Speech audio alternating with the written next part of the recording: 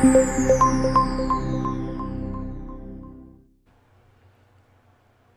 there. Welcome to Xamarin University. My name is Mark Smith, and this is Getting Started with the iOS Designer. We're going to be talking about several things in this class. First, we're going to talk about how to create a single screen application but design the UI using the built-in iOS Designer in either Xamarin Studio or in Visual Studio. We're also going to talk about some layout characteristics, and I'm going to show you how you can actually use some of the built-in APIs to make sure that your application responds correctly when you have orientation changes or when you run it on different devices. Now, we're going to use something called auto layout to be able to control this, which is an API that's built into Apple's SDK. However, we're not going to get into the complete depths of auto layout.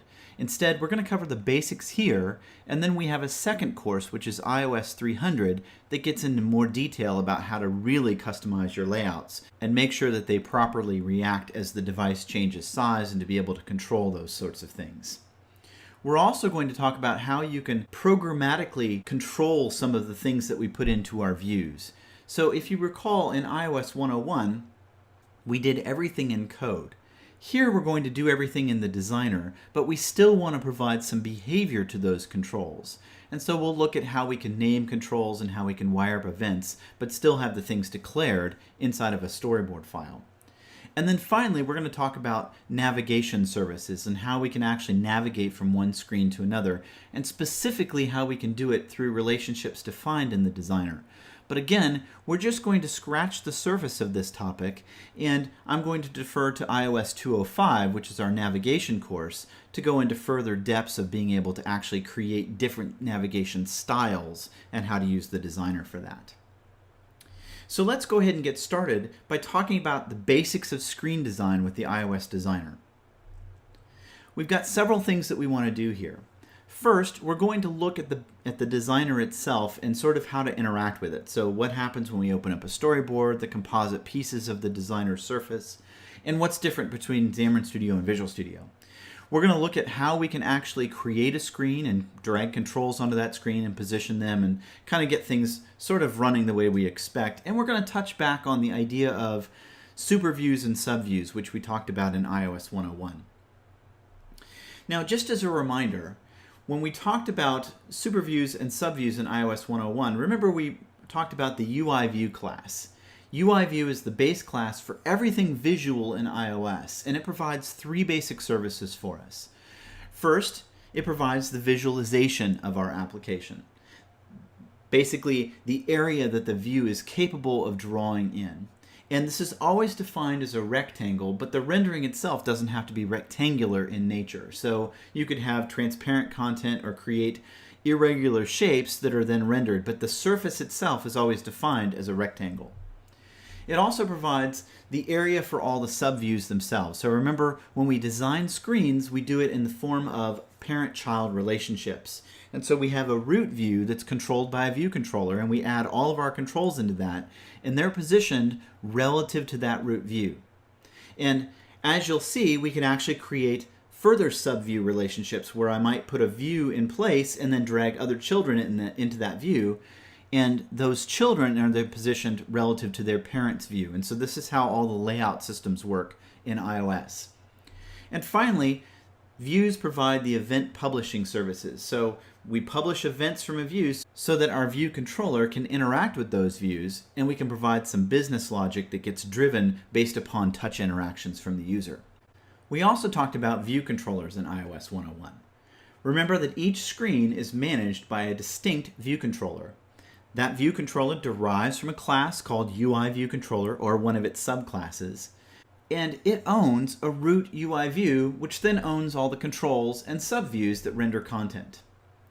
That root view notifies the view controller about its state, whether it's been loaded, when it's active, when it's inactive, and the view controller also has access to those subviews so that it can get notified about interactions with those views. For example, that a button has been tapped, a switch has been switched on or off, or that an edit text has had the text changed. We talked about all of this in iOS 101, so this is more of just a reminder of how views are actually created and how we then control them from the view to view controller process. So let's talk about the iOS designer itself. If you've ever used a GUI designer tool in the past, then you'll probably find this one to be fairly familiar. We have two different IDEs that we can work with, Xamarin Studio and Visual Studio, and both of them include the iOS designer. And so the designer itself allows you to design your screens graphically using a property dialog and drag drop sort of semantics. So I have a toolbox that has all of my controls. I can drag them onto the design surface, and then I can select a control on the design surface and then change its properties through the property box.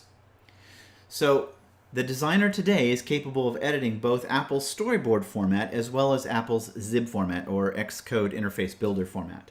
Now be aware that depending on what channel you're on today, that Zib format editing experience is actually only available in the alpha channel as of September 2015. But it will be in all of the channels at some point, and so I expect within the next month or two you'll see it in the stable channel as well. And so that means that you can edit both the storyboard, which allows you to declare multiple screens together, or the single view Zib format, which is used for the launch screen today. And in the designer itself, you're going to find several familiar elements that we're going to look at. The first is the designer surface. This is the workspace that you'll use to compose and arrange and adjust all of the controls on your view. Then we also have a property explorer, or property pane. This is where we can customize the properties of an item that's been selected in the designer surface. The properties change based on what we've currently got selected, and generally speaking, you'll want to assign IDs and backing classes and change the display properties like colors and fonts. We also have a toolbox. This is what you're going to use to search for visual things to add to your design surface. So for example, I can search for buttons and labels and edit boxes and things like that, select them in the toolbox, and then drag them over to my design surface and drop them and place them wherever I need them to be. We also have a document outline.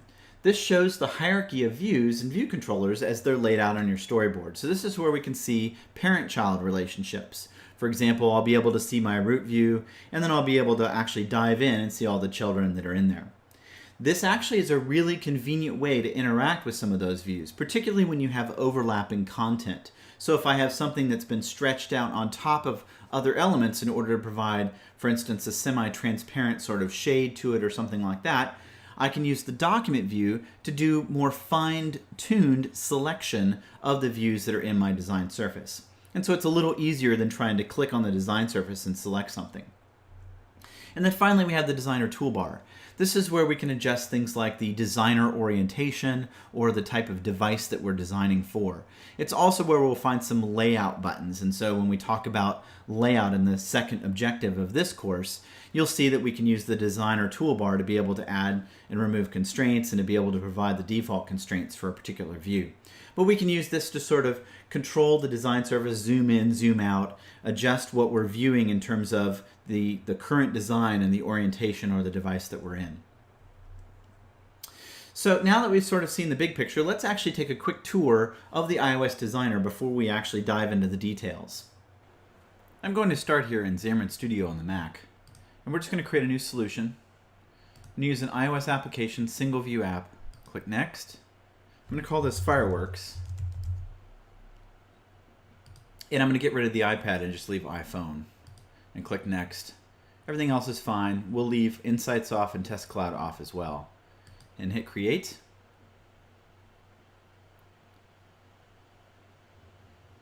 And we've done this already. But notice that we get the same project we did when we went through iOS101. Now my goal is actually to explore the storyboard. So I'm going to go ahead and double click on the storyboard to open it up in the iOS designer. And I just want to kind of walk through some of the parts that you get here when you open the storyboard. Now it'll take a minute to load. It's actually loading up some of the components that are native to Apple's SDK, and then we're going to render those on this design surface here.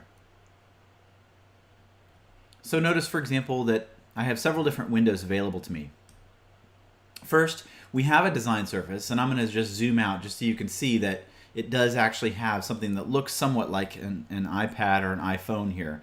It's kind of odd because it's sort of a square instead of like an iPhone, but notice that it does have a carrier bar here across the top that makes it evident that this is meant to be a device screen.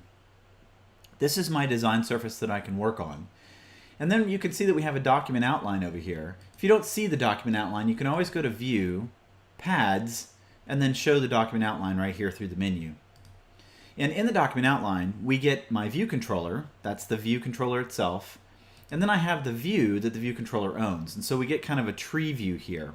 And notice that as I select things in the document outline, it's changing my selection here in the designer, and my properties, which are being displayed over here on the right, are changing in response. And so, for example, if I click in the design surface, you can see that we switch to the view, and now I get all the properties for this view. So if we switch down here and we just scroll down through the properties, I could select, say, a different background color like we did in iOS 101 where I changed it to be yellow, and I'm changing the view's background color here.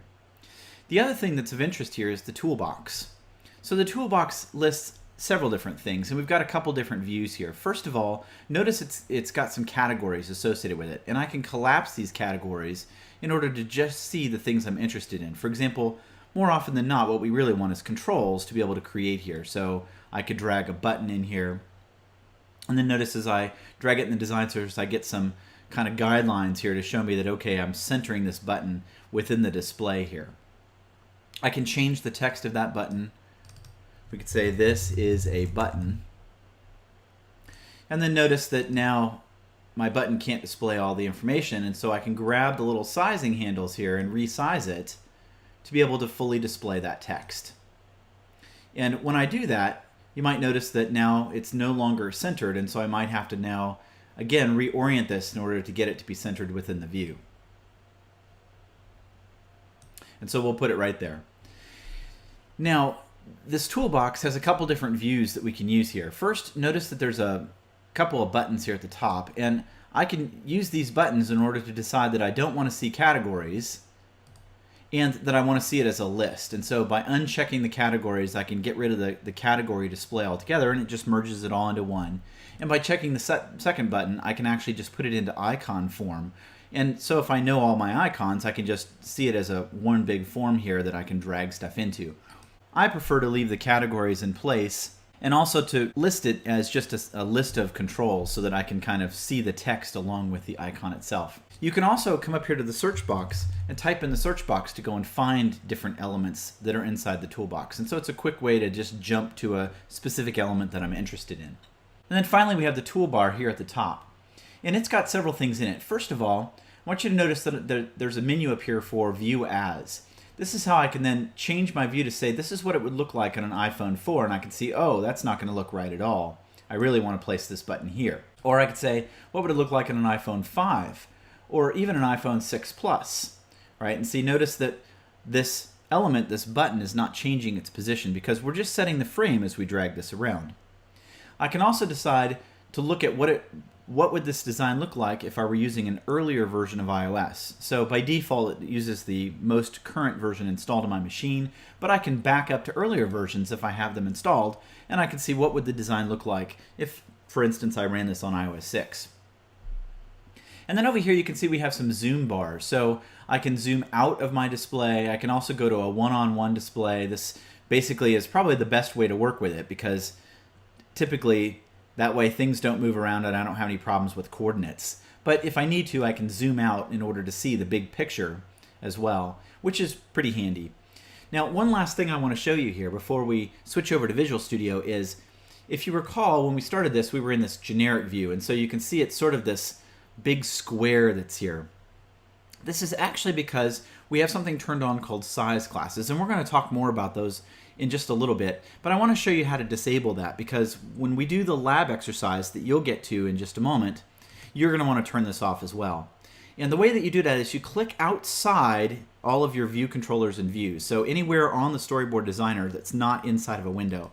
And that will show you the properties for the storyboard itself. And there's a checkbox here for use size classes, and I'm going to uncheck that. And then it's going to tell me that now I'm going to have to design for a specific device style.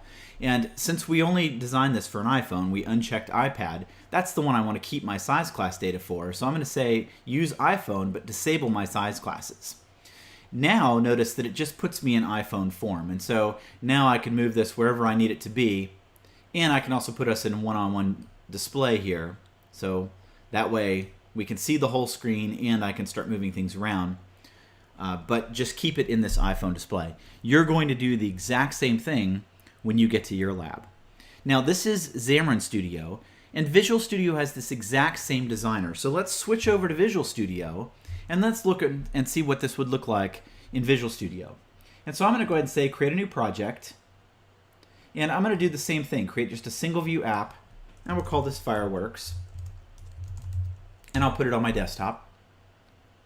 And again, remember, just like iOS 101, this is going to create my single view application from the template, and I'm just going to have all that code in a single storyboard there.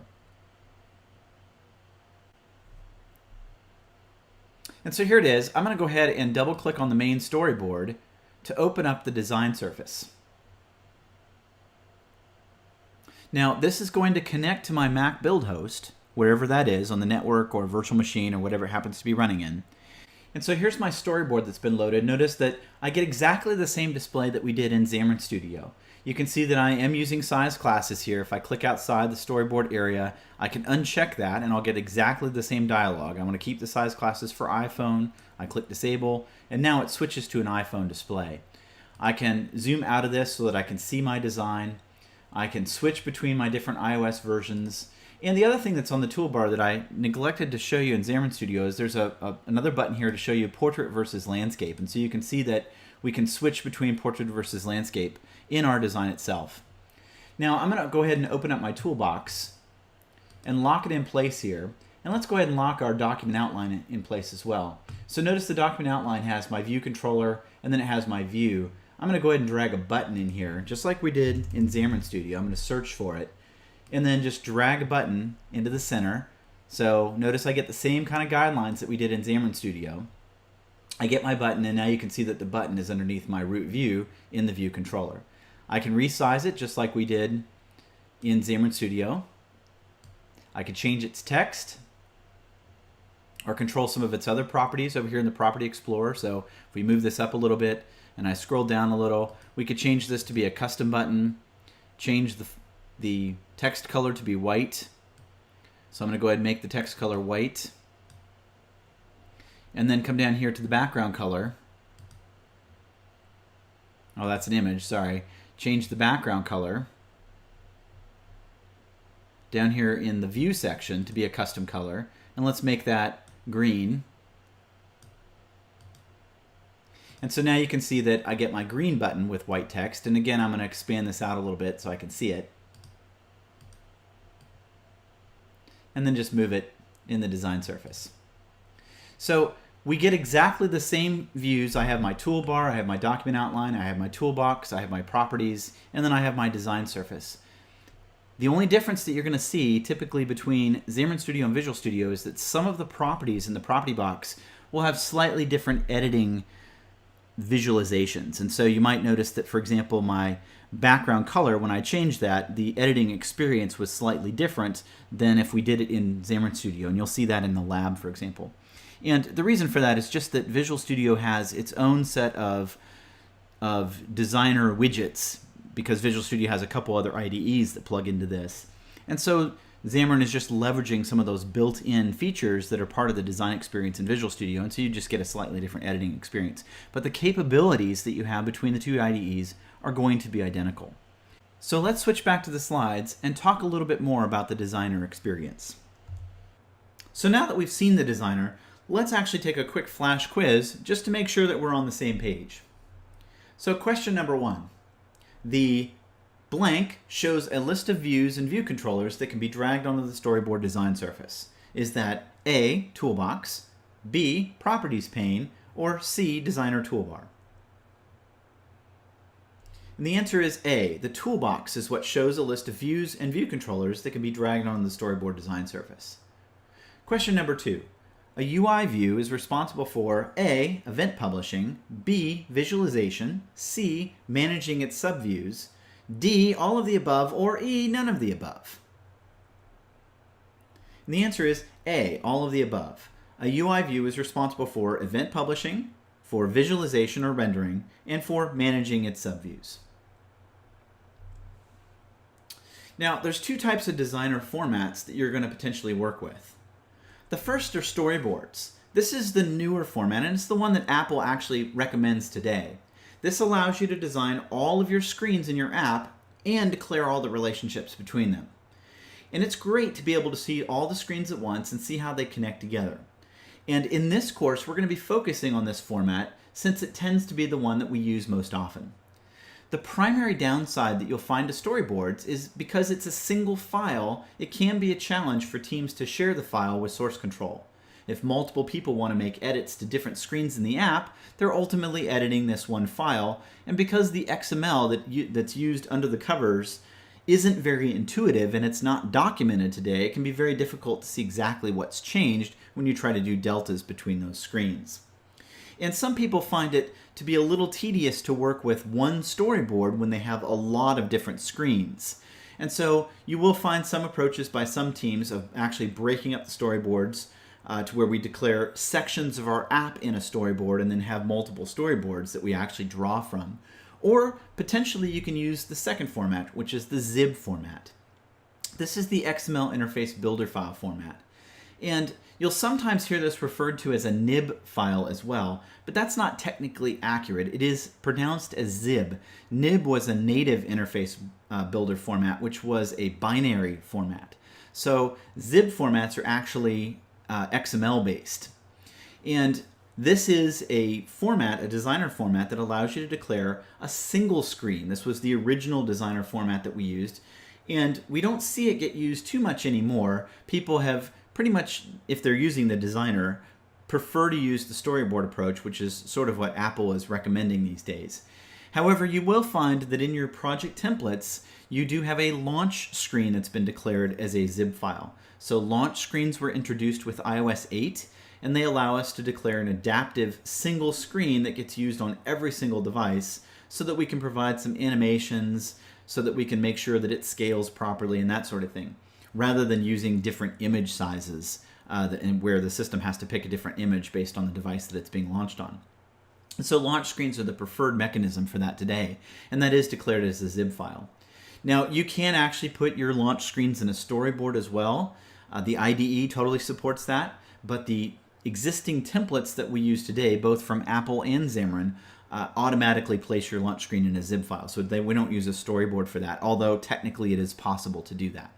We do support zib editing today, but as I mentioned, it's only in the alpha builds in September of 2015. But if you're watching this video at some later point in time, you may find that even in the stable channels, you'll have a zib editor. So we do support editing of this today. Now, our single view application template creates a single storyboard, and most of the time that's all you're going to need. But as I mentioned, you can create multiple storyboards, and for designs with a lot of screens, or where you'd just like to split the design up across multiple storyboards, maybe you've got multiple developers, or just the massive number of screens that your application supports makes it prohibitively difficult to put it all into one storyboard. It is possible to add a second or third storyboard to your project, and there is an item template to do that. So if you just right-click on the project and say Add New Item or Add New File, then you'll find there is a storyboard template that's there that you can add into the project. Now, the way this works is iOS identifies the main storyboard through the info plist. This is read at startup, if you recall, by the UI application class. So in your actual info plist settings, if you double-click on the info plist file and you pull up the editor for that, you'll find a main interface section that you can see here on the slide in both Xamarin Studio and Visual Studio. And it allows you to select the specific storyboard or zib file that you want to use as the initial screen that you want to display.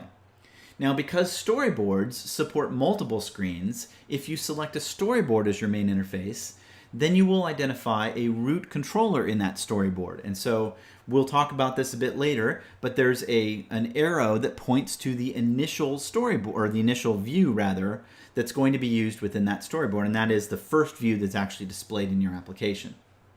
So when you declare this, the initial view controller in the main storyboard gets created as part of your app launch sequence. And so the system looks at info plist, picks the main interface. If it's a storyboard, it goes into that storyboard, finds the root view controller that's been declared, and that becomes the very first one launched. If you have it marked as a zip file, then it just launches that zip file. And if you don't put anything in this main interface, if you just clear out the box altogether, then it assumes that you're going to create the UI in code like we did in iOS 101. And so that's sort of the basics of how the app actually gets launched.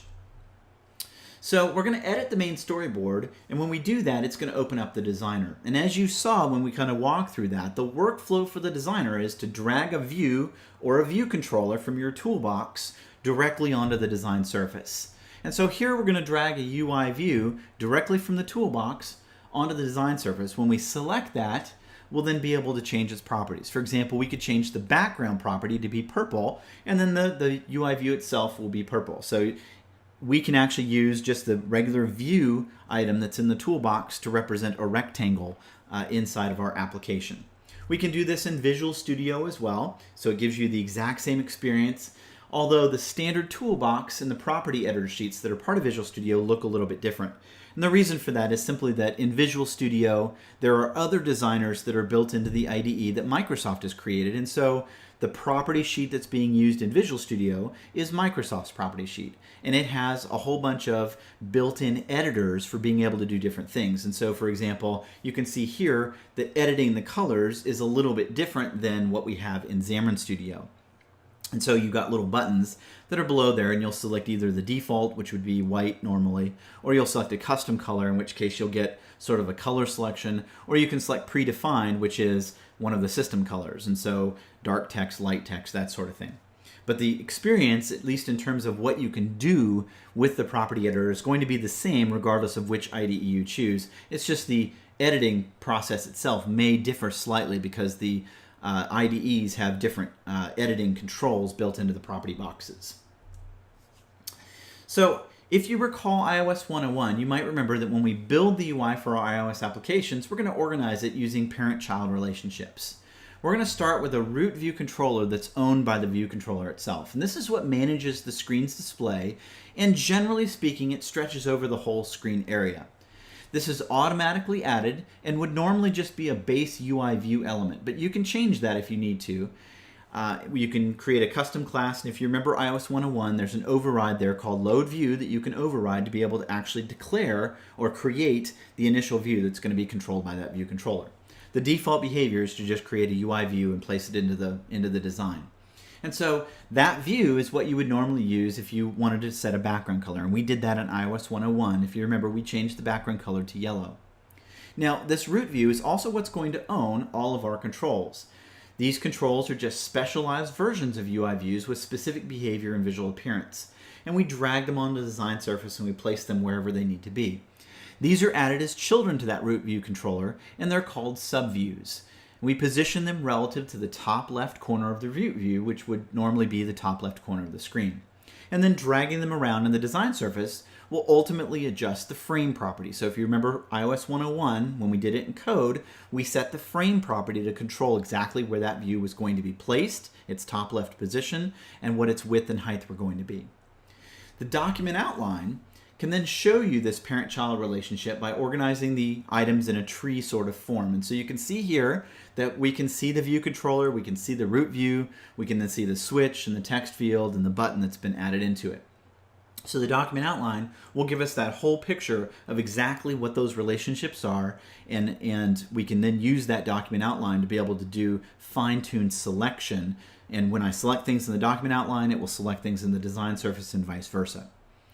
Now, this whole interesting parent-child relationship actually can be used to be able to position child elements in different ways. It allows us to create composite controls where we can group a set of related elements to a specific UI view parent, which would then act as the host.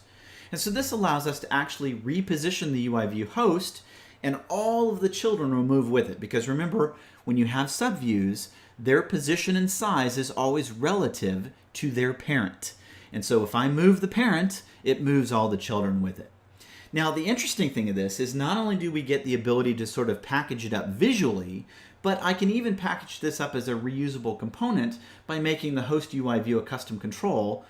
Obviously, it would derive from UI view, but then it would create all the children as part of its view did load logic. So I could either define those in a storyboard and then go identify that storyboard and load the view in, or I could put it in a zip file if I wanted to, so that it's just a self-packaged view.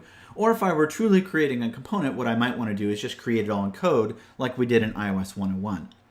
Regardless of how I create it, I can then use this as a sort of composite control, kind of like a user control in Windows, where I then can send it out or even package it in a sort of a binary distribution where I create one control, add it to my views, and then I get all of these sub-controls automatically. Now, if you do that, obviously you'd want to have some sort of provision to be able to interact with those controls or pull data out of those controls. Typically, that would be done through public properties exposed on the root UI view itself. And so that UI view, when it creates those controls, it would then expose the data in some fashion through properties. And then when I add that composite control to my root view controller, I'd then be able to interact with it through the view controller itself. So let's actually give this a shot. Let's try creating a UI using a single view application template, and we're just going to go ahead and create some user interface elements here. So I've opened up the Start Here HTML file that comes with your lab materials. And we're on exercise number 1, create and lay out a single view application using the Xamarin iOS Designer. If you click on the exercises link, it will open up the lab exercise that we're going to do. It should take about 15 minutes, maybe a little bit less, and your goal is to create this user interface here. We've got 2 labels, night and size, a switch, a button, and a slider. The button will have a background color associated with it, and you can set a foreground color if you like. That's just the text color, and you'll want to change the title for the button. There are some step-by-step instructions down here, and of course we have our challenge as well, so you can just do these high-level steps, and then if you have any problems, you can go to the step-by-step instructions that are listed below. We've got it set up for both Xamarin Studio and Visual Studio, so depending on which environment you happen to be using, you can switch to the appropriate set of instructions and follow through with each step. So go ahead and pause the video here, run through this exercise, and when you come back, we'll do it together. So I'm in Xamarin Studio on the Mac, and I'm going to go ahead and click New Solution, Single View App. Click Next, type in Fireworks, uncheck iPad, and click Next, and everything else I'll leave as its standard settings and just click Create. Now I'm going to go ahead and open up the main storyboard,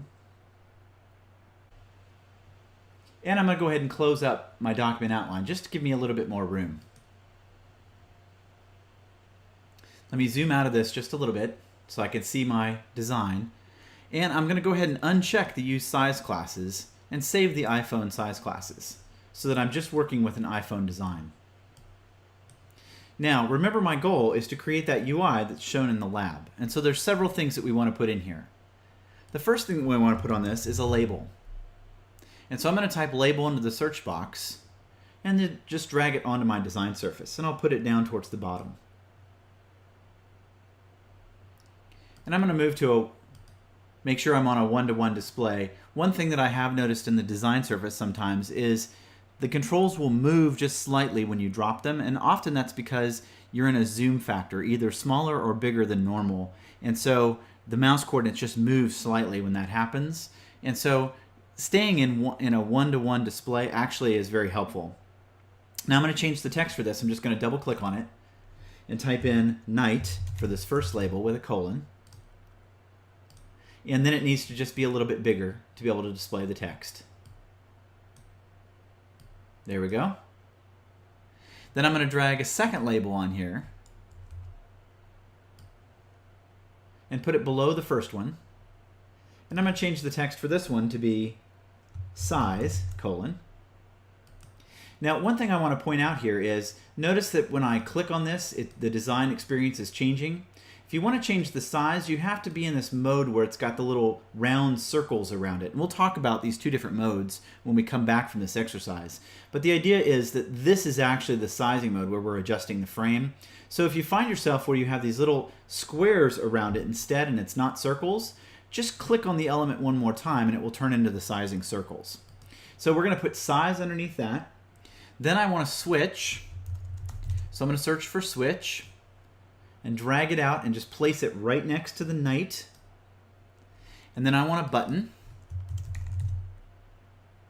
Drag that out, place it next to the switch. And I'll just line it up so that it's vertically centered on the switch. And let's just resize this to take up a little more space. And let's change the title for that to be Start. And so I'm going to come over here to the properties to do that. If you double click on this, it actually adds an event handler. So don't double click on it. Instead, just change it over here in the properties.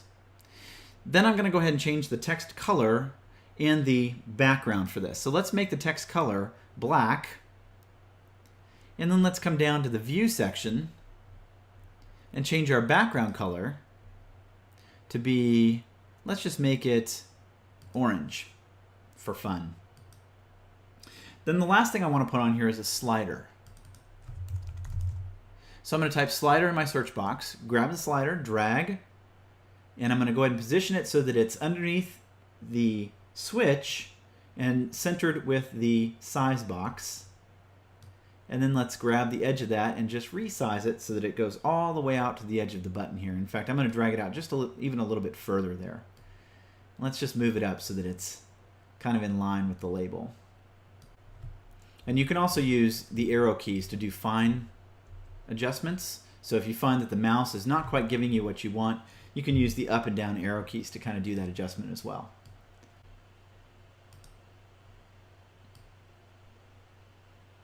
So you can see it was kind of jumping there. But then when I move to a one-to-one, it doesn't quite have that behavior. Okay, so that's my UI. We've got our two labels, our switch, our button, and then our size. So the last step with this that we want to do is we want to go ahead and run this application just to see what it looks like. So we've done all the steps here. I'm going to go ahead and run this as an iPhone 4S just because of my display here. Make sure we're set to debug and hit run to run this in the simulator. The app comes up and you can see that my information looks exactly the way we want it to. However, there is a little bit of an interesting bug in this app right now. So I'm going to go up here to the hardware menu and notice we have a rotate left and rotate right capability, and it's just the command arrows. And so I'm going to hit command left to rotate to the left, and I want you to notice what happened to all of our controls. They just disappeared. So, and when I rotate the other direction, the same thing happens. And in fact, if I run this in a different simulator, for example, if I pick iPhone 6 Plus and run it, notice now my controls aren't even positioned at the bottom. However, when I rotate, I can kind of see some of the controls. And so you can sort of tell what's happening here. The problem is when we just drag those controls onto the view surface in the designer, we're setting the frame, just like we did in iOS 101, where we set the frame deliberately in code. And the problem is that's a fixed positioning mentality. It just stays in that position regardless of the orientation of the device and regardless of what type of device we're using here. So let's go ahead and switch back to the slides and kind of recap this and then look and see how we can fix this problem of having our controls in a fixed position. So now you've seen the iOS designer, you've actually played with it in a lab exercise, you've been able to work with controls in the toolbox, drag them on the design surface, adjust their visual properties, adjust their positions, and you've kind of seen how we then work with the design surface and the workflow itself that you're going to use for screens. Let's go ahead and move on and talk about one of the main problems that we encountered with the design that we created to this point. And that is when we change the orientation of the device, the controls don't react the way we expect them to.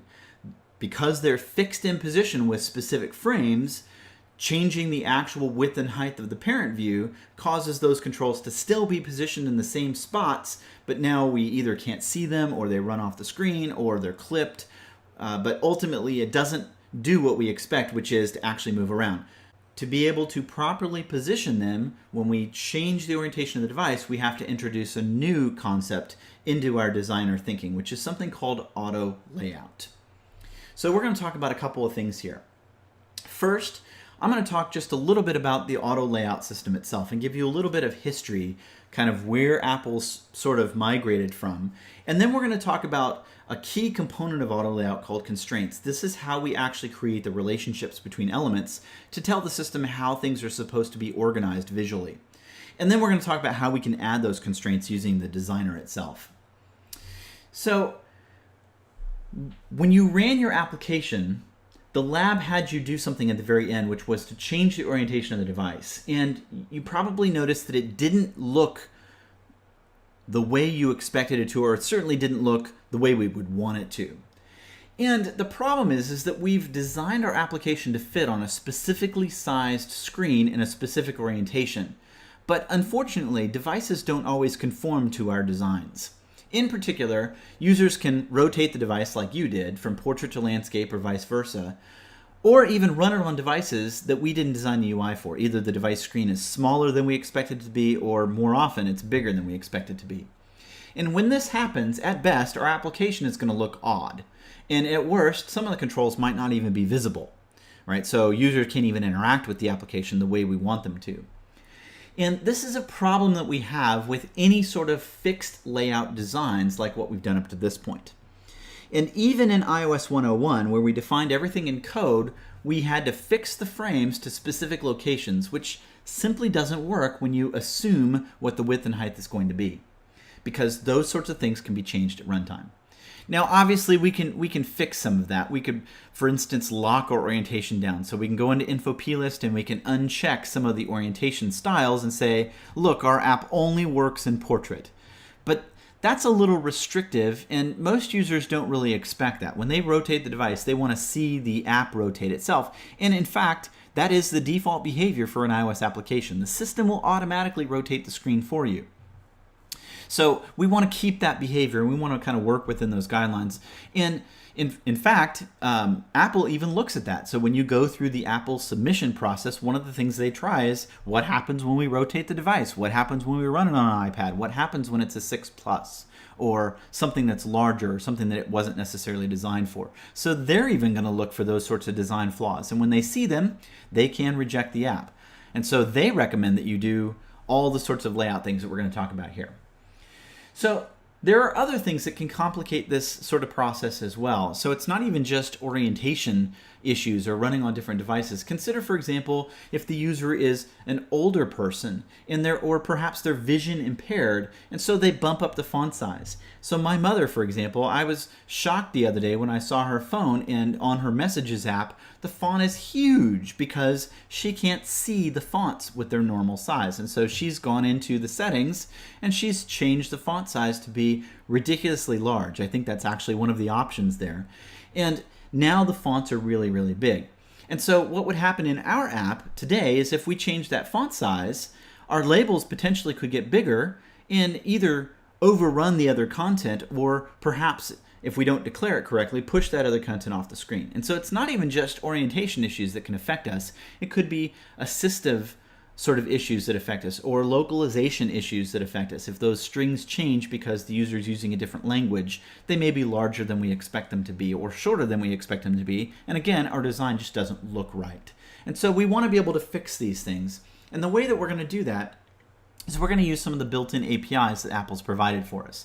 And there's really two different APIs that the iOS designer supports that are built into the system. The first one is called auto sizing masks, or auto resizing masks. And sometimes you'll hear it referred to as springs and struts. This was the original technique that was included in iOS, and you'll still find a lot of code examples out there, and a lot of advocates actually, that use this technique. And when you use this model, the auto resizing mask determines what happens in a view when its superview changes in size. And so you can, for example, define each one of the sides, the top, left, right, and bottom of a subview, with a specific margin style that we call the strut. And it can be either flexible or fixed. And the idea is it either locks to its parent edge or it grows with its parent edge. And so the fixed would say we always have a certain space between the parent's edge and the subview. And the flexible says that it grows with the subview. All right, so it's flexible or fixed. And then we can also define what happens to the width and height of an element. We call this the spring. And so that's the center of the area. And so, for example, with a flexible width, the view would become proportionally wider if the superview becomes wider. And with a fixed right margin, the view's right edge would always stick to the superview's right edge. And so it doesn't move. It always stays in place regardless of what else is happening. And this auto resizing system is very simple, and works well for simple cases, but it quickly breaks down when your layouts become more intricate, which is why Apple introduced a new layout system as part of iOS 6. They call it Auto Layout, and Auto Layout is an API that allows us to provide layout rules for our user interface that use mathematical descriptions of relationships between the visual elements. So unlike springs and struts, which only let you create relationships between a parent and a subview, Auto Layout lets you create relationships between any views. And so the idea is that we can create rules not for just the parent and the subview itself, but between sibling views. So I can say, for example, that I would like my element to be 8 points below this other element that is also a subview of my parent. And this allows us to create far more complicated designs that will adapt properly to size and environmental changes. So with Auto Layout, we can actually set our views to size and position themselves relative to one another or to the parent, so that if a label next to a button needs more space because the font's bigger, then the button will shrink in order to make room for that larger label. Or perhaps we can shift the button over to make room for that label. This is a much better result than having the label just overlap the button. Auto Layout also provides all the same abilities as working with frames directly, but it becomes much more powerful when we define these relationships. Springs and struts, in fact, actually turn into constraints internally. So when we talk about actually defining these relationships called constraints, you can also keep in your mind if you've got sections of your app that still use springs and struts or auto resizing masks, ultimately at runtime there's just one layout engine. It is Auto Layout, and it just turns those springs and strut definitions into constraints that are then put into the Auto Layout system itself.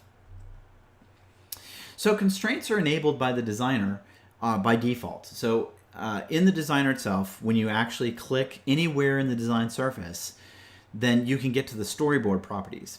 And you have two checkboxes underneath the document inspector section that you can adjust. And the first is the auto layout checkbox. This is turned on by default, and it simply enables auto layout. So by default, when you create a new app, auto layout is automatically turned on. If you uncheck this box, it will do several things. It will first turn on auto resizing masks. And so auto layout, when it's turned off, the designer itself, the properties for the designer and all the views will change to use auto resizing masks instead. The second thing that happens is it also turns off the checkbox right below it, which is the use size classes checkbox. So size classes, we actually cover these in iOS 350, or what's new in iOS 8. They were a new feature added into iOS 8 to be able to support responsive design in our UI. And the idea is, as Apple adds more and more device sizes, so we go from the watch all the way up to the television now with Apple TV, we want to make sure that our application screens resize correctly. And auto layout is a big part of that because we can create these mathematical relationships to be able to constrain our sizes and shift things around. But it requires more than that, because sometimes we'd like different controls to actually be positioned or have different rules depending on what size the screen is. And so it's not just that I want my content to grow or shrink, it's that I actually want to apply a different set of rules if I happen to be running on this size of device. And that's what size classes allow for. They actually extend the auto layout system by providing different sets of rules, or the capability to add different sets of rules based upon the size of the device. So we cover all of that in iOS 350, and in fact in this session itself we are going to turn off size classes because they complicate the design slightly. The way that you design your app is actually a little bit different when size classes are turned on. Rather than designing for, say, a phone device, you design for a generic device, and then you add in the specific rules that change based on each device format that you want to support. And so we're going to not do that today in our lab exercises. We're just going to turn that feature off because we don't want to add that complexity just yet. We will build to that, so by the time you hit iOS 350, you will be fully prepared to be able to take advantage of that. So just be aware that the content is there. At its core, auto layout is all about mathematical constraints. Constraints are really just formulas that are applied to an attribute of a view to determine its size or position relative to the things that are around it.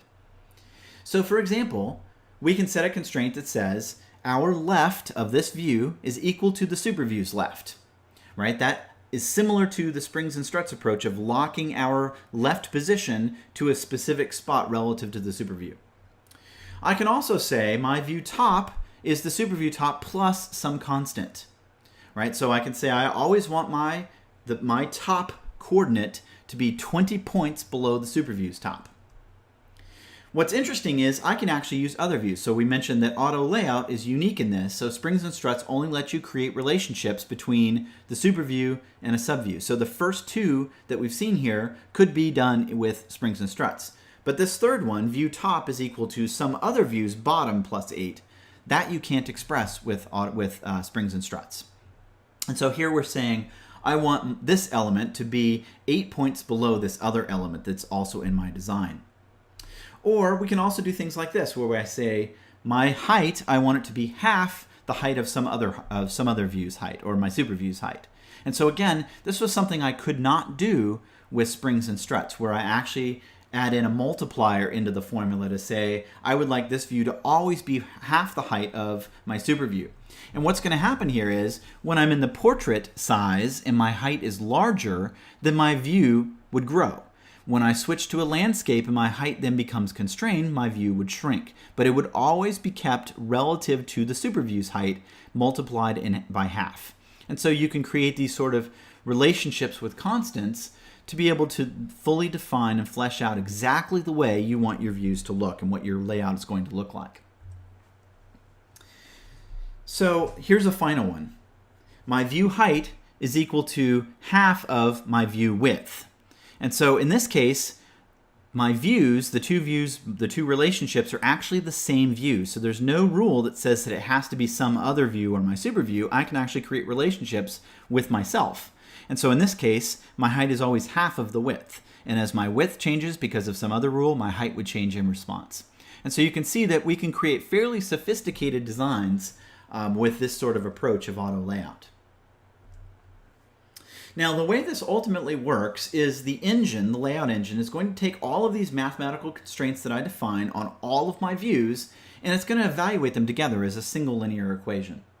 Now, what has to happen is I have to produce an unambiguous, actual unambiguous layout. So in other words, the equation that's created can have only one solution.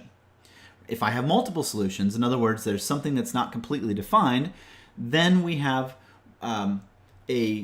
what's called an ambiguous layout, which that's not allowed in iOS. You'll actually get errors, not at runtime, but the things just won't work the way you expect them to. Views will disappear, they won't be sized properly. The layout system just breaks down if it doesn't have a fully unambiguous layout. Now, because of the way the system works, we end up with something that's far more expressive than springs and struts, but the downside is it's quite a bit more complex to set up, which is one of the reasons why a lot of people really don't like auto layout. It can be very difficult to sort of diagnose problems when they happen in the layout system. So the layouts themselves always apply to views and subviews, and that means you create relationships to siblings as well as the superviews. And as you saw, you can also create relationships to the same view. So it doesn't even have to be between two views, it can be between the same view. These relationships that you create, they're always cumulative, which means you can't ever replace a rule. So if you add a constraint to a view and then you add a subsequent constraint, if there's a conflict between those two, then you have a problem. And so you're never replacing or overriding constraints. You're always adding to them. All right? Now, because you can create conflicts, there is a priority associated with each constraint as well. And the way that works is the system uses this numeric priority. It defaults to 1000, but we can use this to break conflicts. If the two rules that are in conflict are the same priority, then it's considered an ambiguous layout. And the system will actually, in the designer, show you problems in the design surface. They'll actually color things in red to indicate that there's a problem in the design. And at runtime, things just won't work the way you expect them to. You can use this priority to break that conflict. And the way it works is the higher the priority, or the higher the number rather, the numeric value, then the higher the priority for that rule. And so what you would do is you would go to one of those constraints and then you would adjust the priority to be a lower numeric value so that the system will automatically take the higher priority constraint as the definition if they become if there's a conflict between the two of them at some point. You can also cross views, and this is kind of interesting. As long as the two views, the view A and view B, that you're creating a relationship between, have a common ancestor, then you can create a constraint between them. And what that means is, even if I have a view that's buried deeper in a visual hierarchy, say for instance I do create a composite control, I could create a constraint from a subview of that composite control to a view that's outside the composite control. And that's really, really powerful and really, really cool. And generally this is almost always going to work because you have a UI window parent. So as long as you're all on the same screen, you can create constraints between them. The only place that this does break down is if you have a scroll view in place. So if you're using a UI scroll view to be able to provide scrolling behavior, then you can't create constraints outside that scroll view. And the reason why is just because it's adjusting the viewport of those controls, and so its layout is a little more complex because it can be shifted. And so as a result, to just make it to where it's very possible to create really complex formulas if you were doing that. And so they just short circuit that and made a rule that said, once you place content inside of a scroll view, you can't actually create constraints to things that are outside of that scroll view. So that becomes essentially the parent or the window for anything that's contained within it. But the end goal of all of this is to decide the position and size of the views that we're applying these constraints to. And so let's see how we create these constraints inside the designer itself. So you can apply constraints either in code or in the designer. However, most people prefer to use the designer because A, it's graphical, and B, it's a little easier to work with. So when you work with constraints in code, which we do in iOS 300, you'll see that it's actually fairly painful to create constraints. It's just a lot of code to do what you can do fairly easily with a few clicks inside the design surface itself. So the designer is going to give you access to almost all the features of auto layout, and it's going to give you immediate design feedback. And so this includes not just the appearance of your views, but it will also give you some visual cues if it thinks that your views aren't going to render properly at runtime. So I mentioned that, for example, when you have ambiguous layouts, it starts to color things in red. When you have things that don't create enough constraints to fully decide where it's going to be placed, you'll see the designer colors those things in orange. And so there's several different visual color cues that the designer provides to be able to sort of show you that things are going to be correct with regards to the layout system itself. Now, the way this works is the design tool itself provides two modes to manipulate elements on the design surface. And you might have noticed this when you created your design earlier in the lab exercise. So there's two different views or two different visual modes that the designer can sit in. And you can see both expressed here on the slide. And you can toggle between them by simply clicking on the element. So each time you click on the element, you will actually switch between these two modes. The first mode is what we call the dragging mode. And this is where I can either move the element around or I can resize it by clicking on one of the little round drag handles that's actually sort of decorating the control. And so if you click on one of the little round circles that represent a drag handle and you drag it, you will then resize that control. And so you can either change its top left position by adjusting one of the circles that's on the top of the left of the shape, or you can adjust its width or height by clicking and dragging one of the circles that's on the right or the bottom of the shape. The second mode is used for setting constraints, and it shows a T-bar drag handle on the top, left, right, and bottom of the view, and a square in the center. And all of these little sort of drag handles that decorated in this mode are used to actually create the constraint relationships between this view and some other view in our design surface. And so this is how it works. When you're in this constraint mode in the designer, you click and drag one of those T handles and you drag it to some other element. And so here you can see that we are constraining the top edge of the button to the top of the parent view controller. And so you can see I've got a little green bar that's being drawn in the design surface that says top layout guide. That is, Apple defines a specific requirement in terms of how much space they expect to be between the top of the screen and where your view should actually start rendering stuff, and it's just below the carrier bar, so where we would see, the battery status and that sort of thing. On most devices, that's going to be 20 pixels. They call that the top layout guide. And so when I drag that little T handle up, I can drop it on the top layout guide, and the system will create a constraint between my button and the super view, its parent, to be 20 pixels or whatever the spacing is currently between the button and that top layout guide. All right, so that's how we create constraints, is we click on one of these T handles and we drag it to some other view. That may be the parent view, or it may be a sibling view, or it may even be itself. And so by doing that, we will then create the constraint itself based upon the current position of the view that we're dragging from. Now, we can typically work with three different types of constraints. We have spacing constraints. These will constrain the sides or the edges of our views relative to other views. And so this is what allows us to put a specific amount of space between two views. I can say I want this view to be exactly 20 points below that view, or 8 points to the left of that view, or whatever the constraint happens to be. That's a spacing constraint. I can also create a sizing constraint. These are used to constrain the width and height of a view.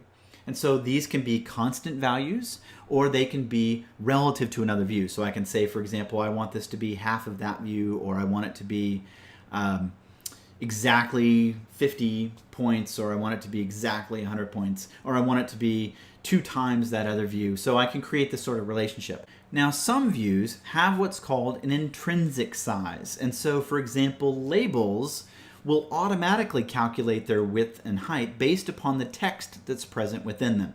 And so you don't actually need to constrain the width and height of a label unless you just decide you want to. So if you want to force a label to be a certain size because maybe you're coloring the background of it, or maybe you know that you're going to put some other text in there, and so you want to take up enough space to account for whatever text you may place inside that label, then you can create constraints, but you don't always have to. So some controls actually have implicit, or what we call intrinsic, content sizes already applied to them.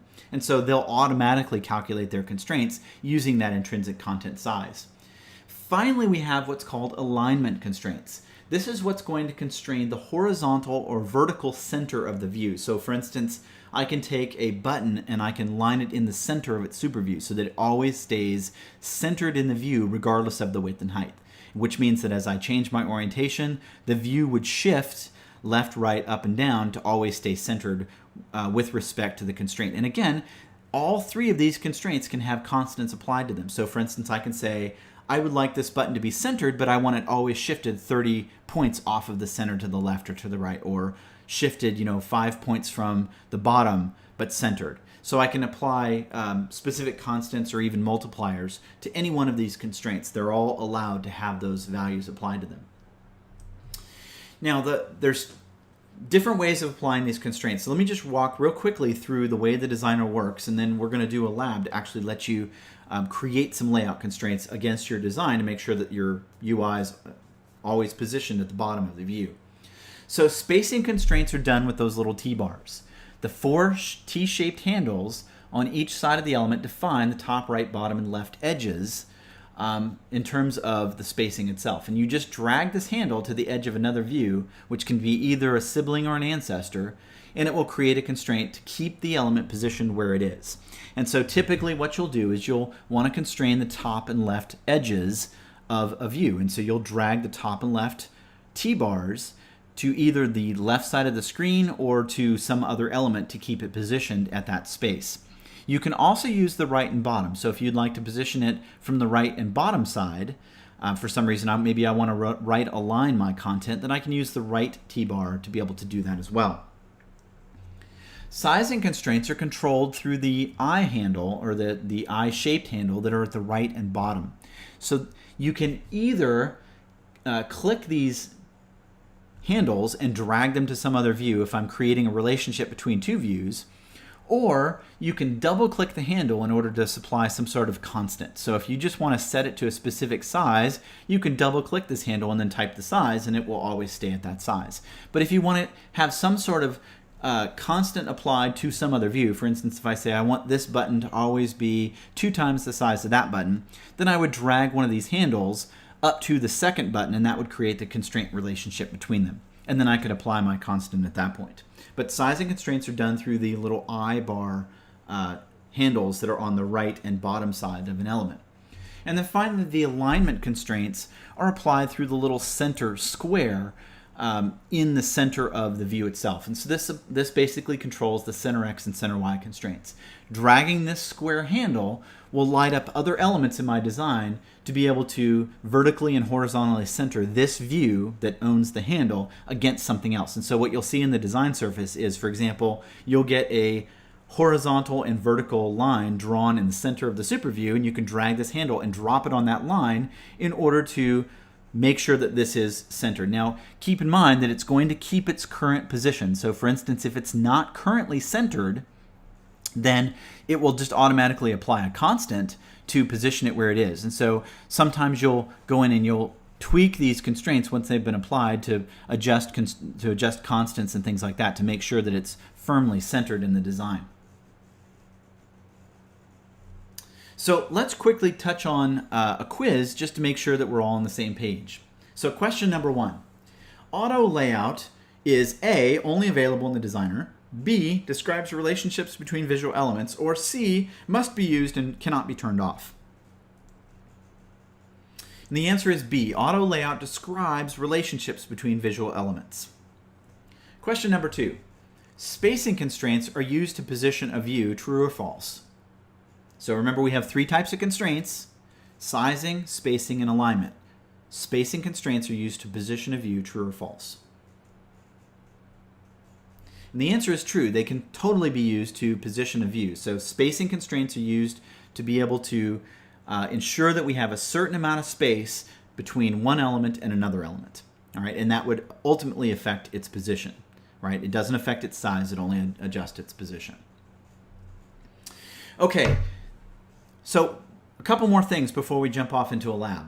First, the Xamarin Designer provides an additional way to work with constraints, and that is the toolbar that you use at the top of the design surface contains a couple of buttons that you can use to either add or remove constraints.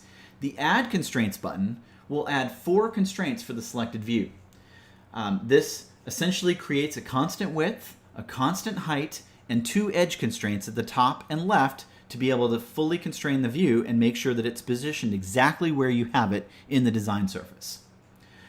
So this can be used to immediately create a set of constraints that will position the view where you dragged it, all right, and make sure that it stays in that position regardless of how the view is, the super view is adjusted.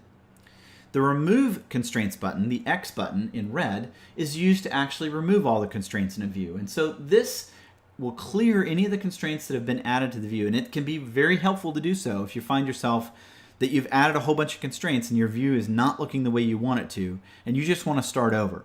So select the view, hit the Clear Constraints button, and that will remove all the constraints, and so that way you can then start over to create the constraints that you're looking for. Now, I used a term just a moment ago that I haven't fully defined, and I want to make sure I define that here. And that is, when we're working with constraints, there is a concept that iOS defines as a fully constrained view. When a view is fully constrained, it means that the constraints that have been applied to that view provide enough information to uniquely describe the size and position of that view. Typically, that means that we will apply 4 constraints to each view. We will supply a constraint for the left position or right position, a constraint for the top or the bottom, and a constraint for the width and a constraint for the height. This will uniquely position and size the view with respect to the super view. Now, when a view is not fully constrained, then the view itself cannot be unambiguously positioned. In other words, there are multiple places it could potentially be.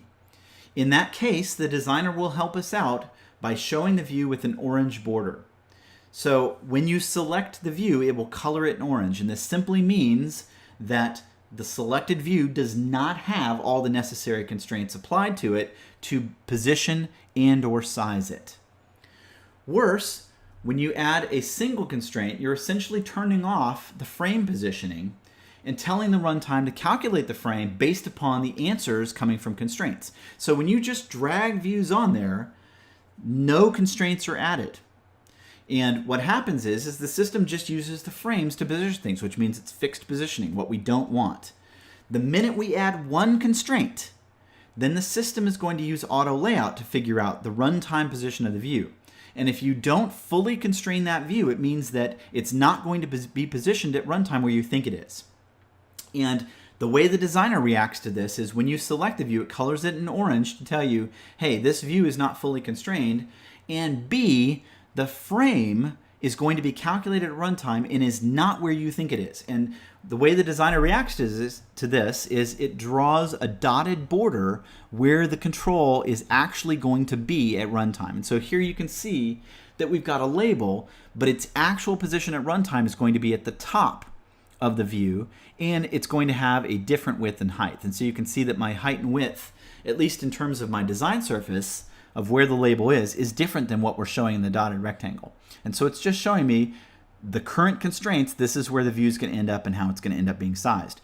When you see this, it means that you need to add further constraints to this to be able to position it and size it. Now, I mentioned earlier that we have this concept of intrinsic size, and that applies to labels. But notice that when I drag this label out, I adjusted its width and height, so it's bigger than it needs to be. Because I have not applied any constraints to the width and height, it means that the system will still use the intrinsic size of the label, which is why the box in the dotted rectangle there is smaller than the label, because that's the actual intrinsic size to hold the word label for this given font, for this given text size. So for the font size and the font face that's been applied, that would be the size of rectangle needed to display that text of label. And so that's why the rectangle is smaller than my label, because it's relying upon the intrinsic size because I don't have any constraints. Now notice that it is horizontally positioned. That tells me that it either has an alignment constraint to center it, which is most likely given where it is, or it has a left constraint to keep a certain border from the left-hand side, one of the two. But it does not have a top or bottom constraint or a vertical alignment applied to it. And so it's horizontally aligned but not vertically aligned, which is why it's positioned at the top, because we don't have that second constraint for its position. The rectangle is being drawn at the top, so I can see, that's the constraint that I need. So by looking at that rectangle, you can determine which constraints are actually missing. Now, sometimes what you'll find is there is no dotted rectangle, and that means that typically what that means is that the width and height, one of the two, is calculating down to 0. Okay, so some controls, in particular things that aren't labels or buttons, do not have an intrinsic content size. And that means that if you don't apply a constraint for width and height, then that width or height value will be 0, which means it's not rendered on the design surface. And so if you click on an element and it's orange or yellow, depending on how you look at this, I suppose, and you don't see the dotted rectangle, then it typically means that the width or height is calculating to 0 and you need to apply a constraint to make sure that it's a specific size. You can almost always tell that by going and looking at the properties, because it will show the width or height to be 0 for the frame in the layout section of your properties. And that will tell you, I need to apply a constraint to make sure this works properly. Now to fix this, what we're going to do is complete the constraints. Typically that means we'll apply constraints to correctly position and size it. Remember, we have several different types of constraints to choose from, and because of that, there are actually several different ways to achieve the same layout we desire. For example, we could create a single size constraint on the label to fix its width to a specific size. Or we could create a spacing constraint to keep the edges of the label exactly 20 points from the left and the right side of the superview. Both would create constraints that would define the width and the height, and both are valid depending on what we're trying to do. Now, one thing you might want to think about when you're creating constraints is what's the end effect. So I could either create constraints on the left and right side of the label to make sure that there's always 20 pixels or 20 points from the left-hand side and the right-hand side. Or I could horizontally align this label so it's always centered. Ultimately, the visual effect is exactly the same. The label would be positioned in the center. All right? But there are differences depending on which one of those approaches I choose. In the case of the fixed width, where I just said I want the label to be a certain size, it will always stay that size. In the case of me applying constraints on the left and right-hand side of that, the label would actually stretch. Okay, so it would get bigger and smaller based upon the size of the superview that I've applied those constraints to. When I horizontally align it, depending on what I've done in terms of the sizing of that, if I just leave the intrinsic size and I don't apply a constraint to that, then it would always keep the size of the text itself. So as the text changes, the label would change size. But if the text stays the same, then the label stays the same. And so you can see all three of those approaches would all work, but depending on what I do with the view at runtime, I might get slight different variations in terms of how the system responds to those constraints that have been applied. Now, I mentioned that sometimes you'll want to fine-tune some of those constraints. How do you do that? Well, when you're working in the designer, you can use the Properties Explorer to be able to go and look at those constraints. The first thing you can do is you can go to the document outline and you can see all the elements in your design inside the tree, and you can click on one of those and then you can go look at the properties to be able to see what the constraints actually are. And you'll go to the layout section inside of the Property Explorer and you'll have a section in here for constraints, and this gives you the overview of all the constraints themselves. And so here you can see we have constraints applied to the leading space, to the superview. So just so you understand the terminology here, leading space simply means from either the left or right side. So on a normal English display, leading space would be on the left-hand side of the element. It is where the text starts. But on a right to left language, then it would be on the right side of the element because that's where the text starts. And so Apple uses the terminology leading space to indicate the start of the text, but it could be the left or right side of an element. In most languages, that is the left side. And so the leading space to the superview is equal to 193 in this case. And so we're always going to have 193 points from the superview to the left side of this element. The top space is the top of the element, and it has 73 points to the superview. And then the width and height are both set to a constant of 194 and 43 respectively. And so you can see that all of these have been filled out with specific values. If you want to edit these values, you can click the little gear icon, and that gives you a little drop down that will let you edit this value, in which case it gives you an edit experience, and I can go and adjust those constant values.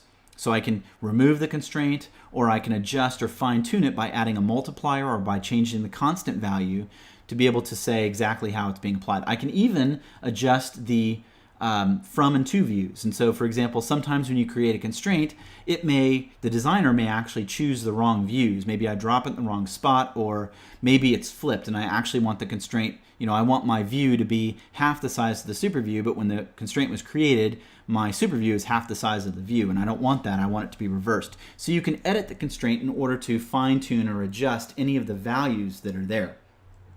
I can do this in Visual Studio as well. The editing experience is slightly different in that I go to the Layout tab and you can see that I get my constraints view, but there is no gear icon. Instead, you just double click on the button that represents the constraint and it will take you into that same editing experience. And so Visual Studio provides exactly the same sort of editing capability. It's just exposed in a slightly different way. Okay, so let's go back to our Fireworks app and let's walk through it together and actually use auto layout to create some constraints to be able to put our views down at the bottom of the super view and to be able to keep them there even when the device is rotated. So we're on exercise number 2. Use auto layouts in your application.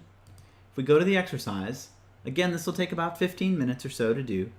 And our goal is to change the design so that these elements will always stay on the bottom. And as the device resizes, we'll see the label and the size and the switch all stay locked to the left, but the button and the slider will stretch with the content itself. And it will lock to the bottom so that when we rotate to the landscape orientation, these will all still be visible and all still stay on the bottom of the view itself.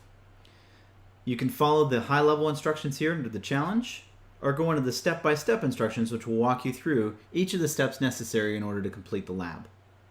So go ahead and stop the video here, and then complete the lab, and when you come back, we'll walk through it together. So let's fix that design in our storyboard so that our controls are properly positioned no matter what orientation we're in.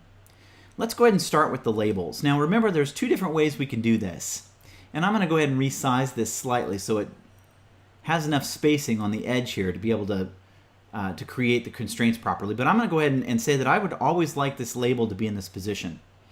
And remember that we have 2 modes, and when I just single click on the view, I can switch between the modes. So this is my constraints mode. But I'm going to take this label and I'm going to add in just the default set of constraints or recommended constraints. And I want you to notice what happens here. First of all, we now have some blue lines that are being displayed, and what's happened is the system has added 4 constraints onto this label, and you can see them over here in the document outline as well as in the design surface itself.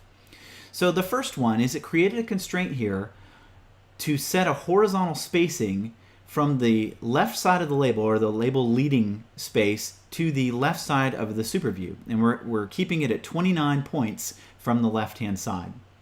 I then have one from the bottom that takes it all the way to the bottom super view, which is 74. Now, we could actually do it to the bottom of the super view, that's fine, or I could have done it to the label itself. So I may actually just want to keep the relationship between these two labels the same, rather than having it to the bottom of the super view, but the super view works as well.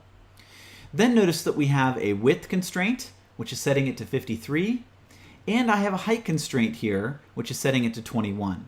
So those 4 constraints will position this control in this spot no matter which orientation we're in.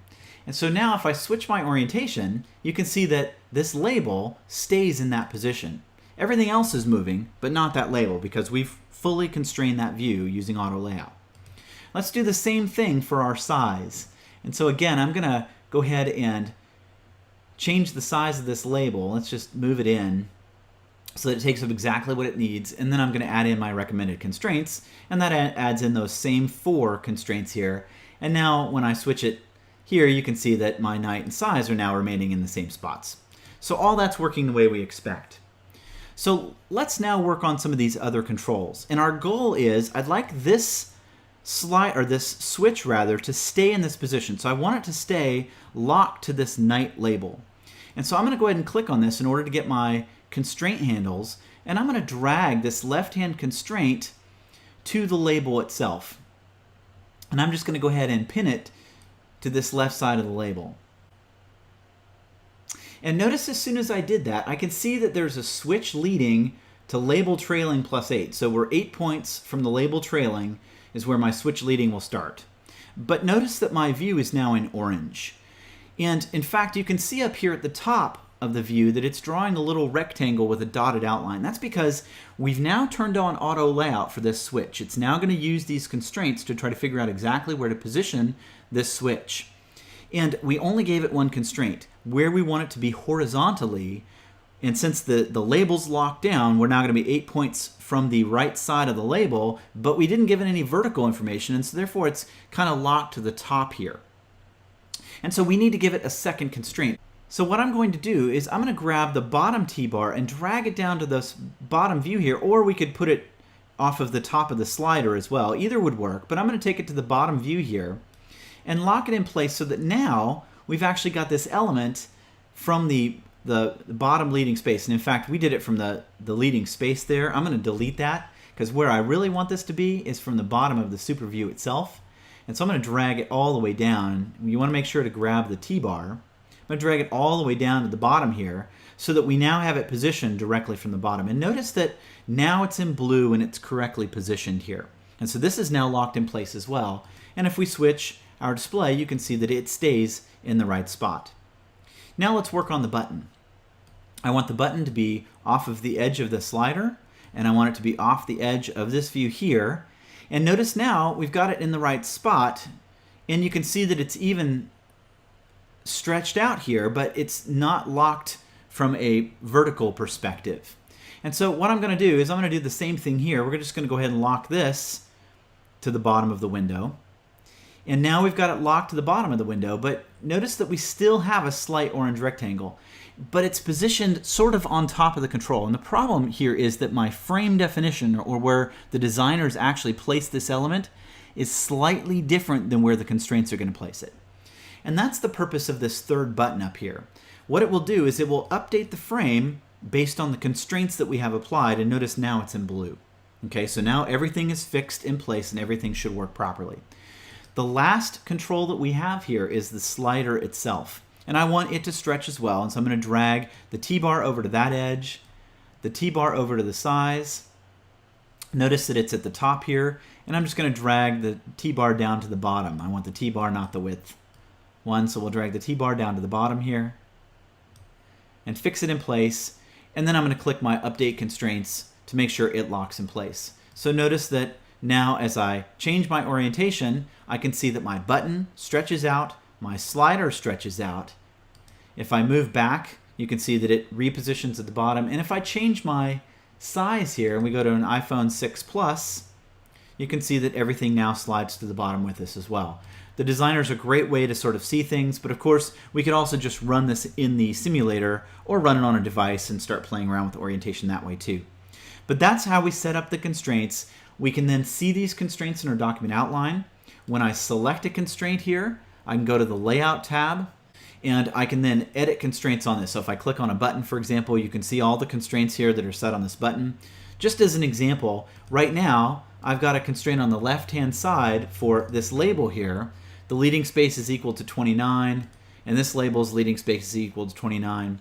If, say, for instance, I wanted to change that, and I said, well, really, I want it to be maybe 15 instead of 29, I could go and click this gear icon and say select and edit, and then come in here and change this constant value to be 15.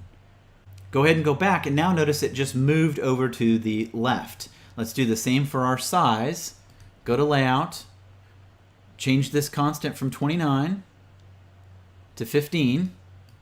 And in fact, let me just show you another way to do this, by the way. So that's not the only way you could do it. You can also click on this little line. If you double click here, it'll give you that same editing experience right here, which is a little bit faster. And then notice that my label switched over and now it's 15 units from the left-hand side. And then everything else got pulled over as well, again, because we're using this auto layout system to determine what the position and size is. So let's go back to the slides and let's talk about how we can now add some interactivity. We've got our UI, now we want to add in some behavior. So we've seen several things now. We've seen how the designer works. We've walked through the design process of creating sort of a design for a screen. We've then used auto layout and created constraints inside the designer to be able to fix the positions of our elements and then adjust them as the width and height of the super view changes. So the next thing that we're going to do is we're going to talk about how to add some interactivity to our application, how we can then control some of those elements to be able to get the app to do something functional. And there's several things we want to talk about here. First, we want to talk about UI view controller and how we make sure that we have code behind that's tied to one of the screens that we create inside the design surface. Then we're going to talk about how we can expose some of the subviews that we create in that design surface to the view controller itself so that we can interact with them programmatically. And then we're going to talk about how we can interact with events, and so how I can detect when a button is tapped, for example, or when some text has been changed in an edit control, or when a slider has been slidden. Is that even a word, slidden? When I actually tap on a slider and slide my finger to be able to adjust the value. How we can kind of control some of that inside the view controller and detect that those interactions are taking place. So first, let's talk about what we want to access in our UI. We're going to be placing our logic into the view controller and possibly into some external objects if our application is complex enough to actually warrant that. So remember, in iOS 101, we talked about views, controllers, and models, or the MVC pattern, model view controller. And we said that views are obvious, those are the UI views. Controllers are obvious, those are our view controllers. But models, sometimes we may not see those as evident in our application design. And so we may put some of that logic into models, or the models may just be data that we happen to be using inside the view controller itself. But regardless, we want to be able to interact with those things. The view controller is also going to need to be able to handle some of the user interaction. So when I tap on things, when I swipe on things, when I use gestures, I want to be able to activate our business logic that would exist either in the view controller or be delegated out to models. To do that, we need to have access to those user interface elements that we've added into our design so that we can handle those events, we can get our set data against them, and then be able to present the sorts of things that the user is going to actually work with. So to do that, we're going to create methods and properties that map to the events into the controls that we create inside the view controller itself. And these properties and methods are always going to be placed into our view controller code. So the first thing that you need to know is that anything that we create inside the designer typically gets mapped to something in the view controller, all right? Because that's the bridge between the model, the data, and our view.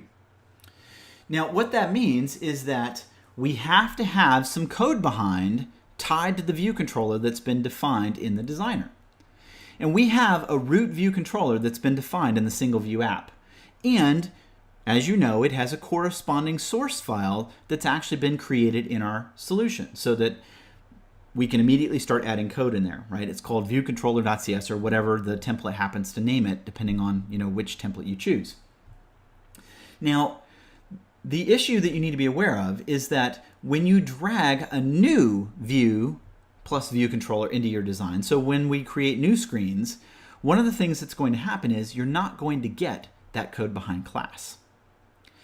And the issue is that if I don't have the code behind class, I can't actually manage or handle anything that's happening inside that view. And so we need to associate a specific view controller class to the view controller defined in the designer. And we do this in 2 steps.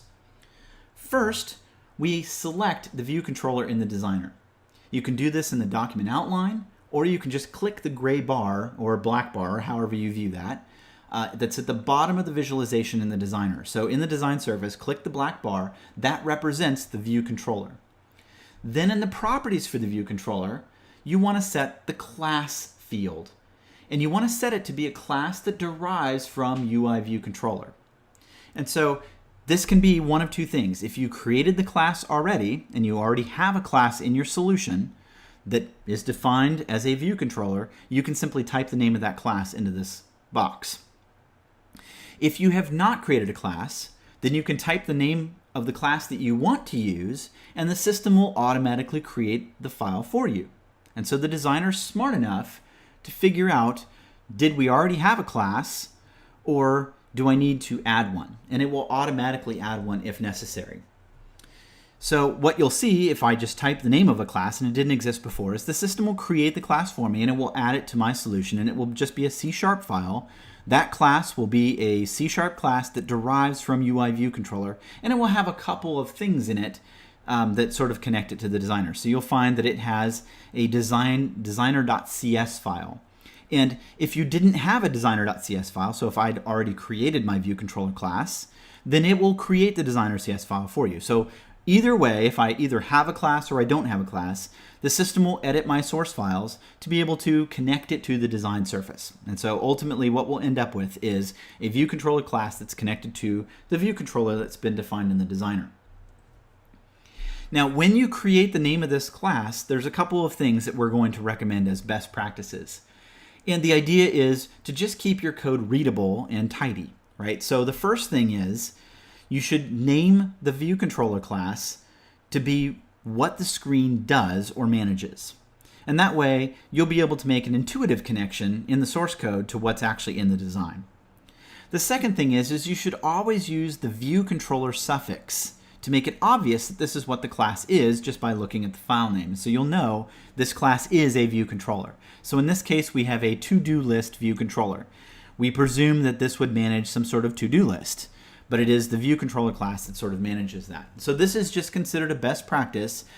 You don't have to do this. The IDE and the designer are not going to enforce this behavior at all, but I will strongly urge you to do this just to be able to sort of keep things maintainable going forward, particularly since often what happens with projects is somebody builds the project initially and then someone else takes it over for maintenance purposes. And so just to be able to make sure that your colleague's life is a little easier going down the road, it's a good idea to sort of use good naming conventions that you would normally follow with any sort of class. Now, when you associate a view controller class to a screen in the design, it's going to be marked as a partial class using the partial keyword. This happens both with new classes that are created by the designer as well as classes that you created yourself. And so this is one of the code edits that the system would do if you already had a class in your solution and you identify it as a design screen. This partial declaration allows the class itself to be split across multiple source files. And it's a common trick that GUI designers use to be able to add additional sort of designer code into your class that they can then kind of edit at will that you don't normally want to touch. And you're going to see both of these files and the relationship inside the Solution Explorer as sort of an expandable arrow. The first file is the main file, and that's the one you're going to edit and add all of your code into. And then the second file is the designer file, and that's what the designer is going to be creating and kind of working with as you make edits in the design surface. Now be aware, if you add these two files in at a later point. Say, for instance, that I've already created them for something, and then I just right-click my project and I say Add Source Files, and I go and select these two files and add them into my solution. The system will not create this relationship that you see in the Solution Explorer. One won't be underneath the other.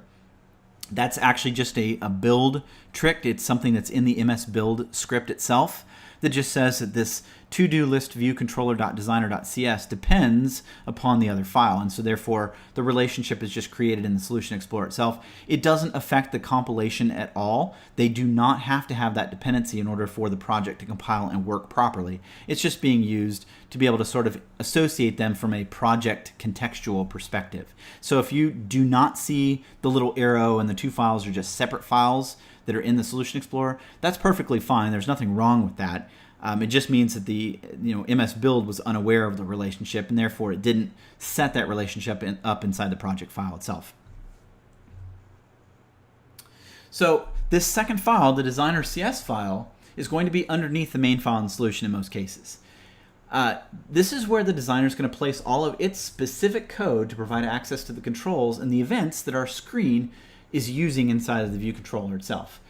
And it's kind of instructive to open this up and examine the file, but don't ever change the contents of this file, because this file is actually owned by the designer, and it's going to be auto-generated. Every time that you make a change in the design surface, it potentially will rewrite this file.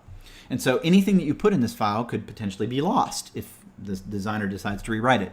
So all of your code, all of your custom code, should be in the main file, the to-do list view controller.cs file. That's where you'll place all of your code. Consider this to be a read-only, designer-only file, but it is kind of interesting to open up and sort of see the stuff that's in it. One of the first things that you may notice is that the class that you create here actually has an attribute applied to it, and it's the register attribute. And you may remember this from iOS 101 as well. We actually had this exact same attribute applied to our app delegate class when we sort of explored the initial app structure in iOS 101. And the purpose of this is to register this class with the iOS runtime. And so Objective-C is a dynamic sort of language. Everything is sort of connected dynamically at runtime. And so one of the things that we need to do when iOS is going to be creating our class for us is we need to tell iOS about the class itself. The way Xamarin does this is we use an attribute to decorate the class, and it tells the Xamarin iOS runtime, hey, this class is going to be instantiated or created by iOS. It's not going to be done in C#. It's going to be done by the Objective-C runtime. Therefore, we need to create all the plumbing necessary to make sure that that's possible. And that's what the register attribute does. It registers this class with the Objective-C runtime by name. And so the name that you see there, the string that's being passed in as a parameter to the register attribute, is the name that we use to identify this class to Objective-C. And it must match the name that we use in the design surface. And so when you type in the class name, then what you're really doing is you're setting this text on the register attribute to be able to identify this class to iOS. This string simply needs to match what's in the storyboard. It does not need to match the name of the class. Okay, so it always will when the designer does this, because that's the designer convention. But in theory, if you were doing all of this by hand and you created that storyboard using Xcode, for example, then you could actually name this whatever you want, and as long as it matches what's in the storyboard, everything would work. But generally speaking, we want it to be the same name. The same is true for the app delegate. So if you look at the UI application.main method that's called inside your main entry point, you'll see that it identifies the app delegate through a textual string of just app delegate. And then if you go look at the source file for app delegate, you'll see that it has a register with the string app delegate on it. Again, those are simply matched by the string name. The app delegate class itself doesn't even have to use that name. I could call it whatever I want. As long as the strings match, everything would just work. So it's simply a registration mechanism for iOS. And so you'll use this anytime you have a class that needs to be created by iOS itself. If the class is strictly created in C#, then you don't need this register attribute. But because the designer, when we're defining these view controllers, the iOS runtime is actually going to be creating the view controller on our behalf. We're going to load it from the storyboard. We need to have this register attribute so that we can make sure to tie these classes together. So the second thing that actually gets put into our view controller code is a special constructor. This constructor is used by iOS to create the view controller, and it has a single parameter, which is just an int pointer. So if you're not familiar with int pointer, it's essentially just a pointer structure in C#. So it represents a pointer to something. We don't know what the something is. It's some sort of iOS thing. But the idea is we have to have this constructor, and all it does is chain to the base constructor. And so notice the UI view controller has a constructor that takes one of these int pointer handles, and we just have to chain to the base class. This is added into your source file, and so this constructor must be present in order to allow iOS to instantiate the view controller code. In other words, to load it from a storyboard. You'll see a similar constructor if you were using zip files. All right, so it has the same sort of process. Anytime the designer or iOS needs to load our view controller in from a storyboard or some sort of design file, it has to have one of these constructors to use to build it. And so this has to be here. This is actually in your source file. So it's not in the designer source file, it's in yours so that you can see all the valid constructors. It doesn't hide it from you. But make sure that you do not delete this constructor. If you do, you will get a runtime exception where the system cannot create the view controller from the design. Okay, so this constructor must exist for iOS to be able to create your application, or get your application to run rather. So don't modify this constructor, leave it in place. So let's do a real quick flash quiz and make sure everybody has sort of captured the information. Question number 1. The designer CS file is A, for coding of view's behavior, B, a representation of the storyboard in code, C, all of the above, or D, none of the above.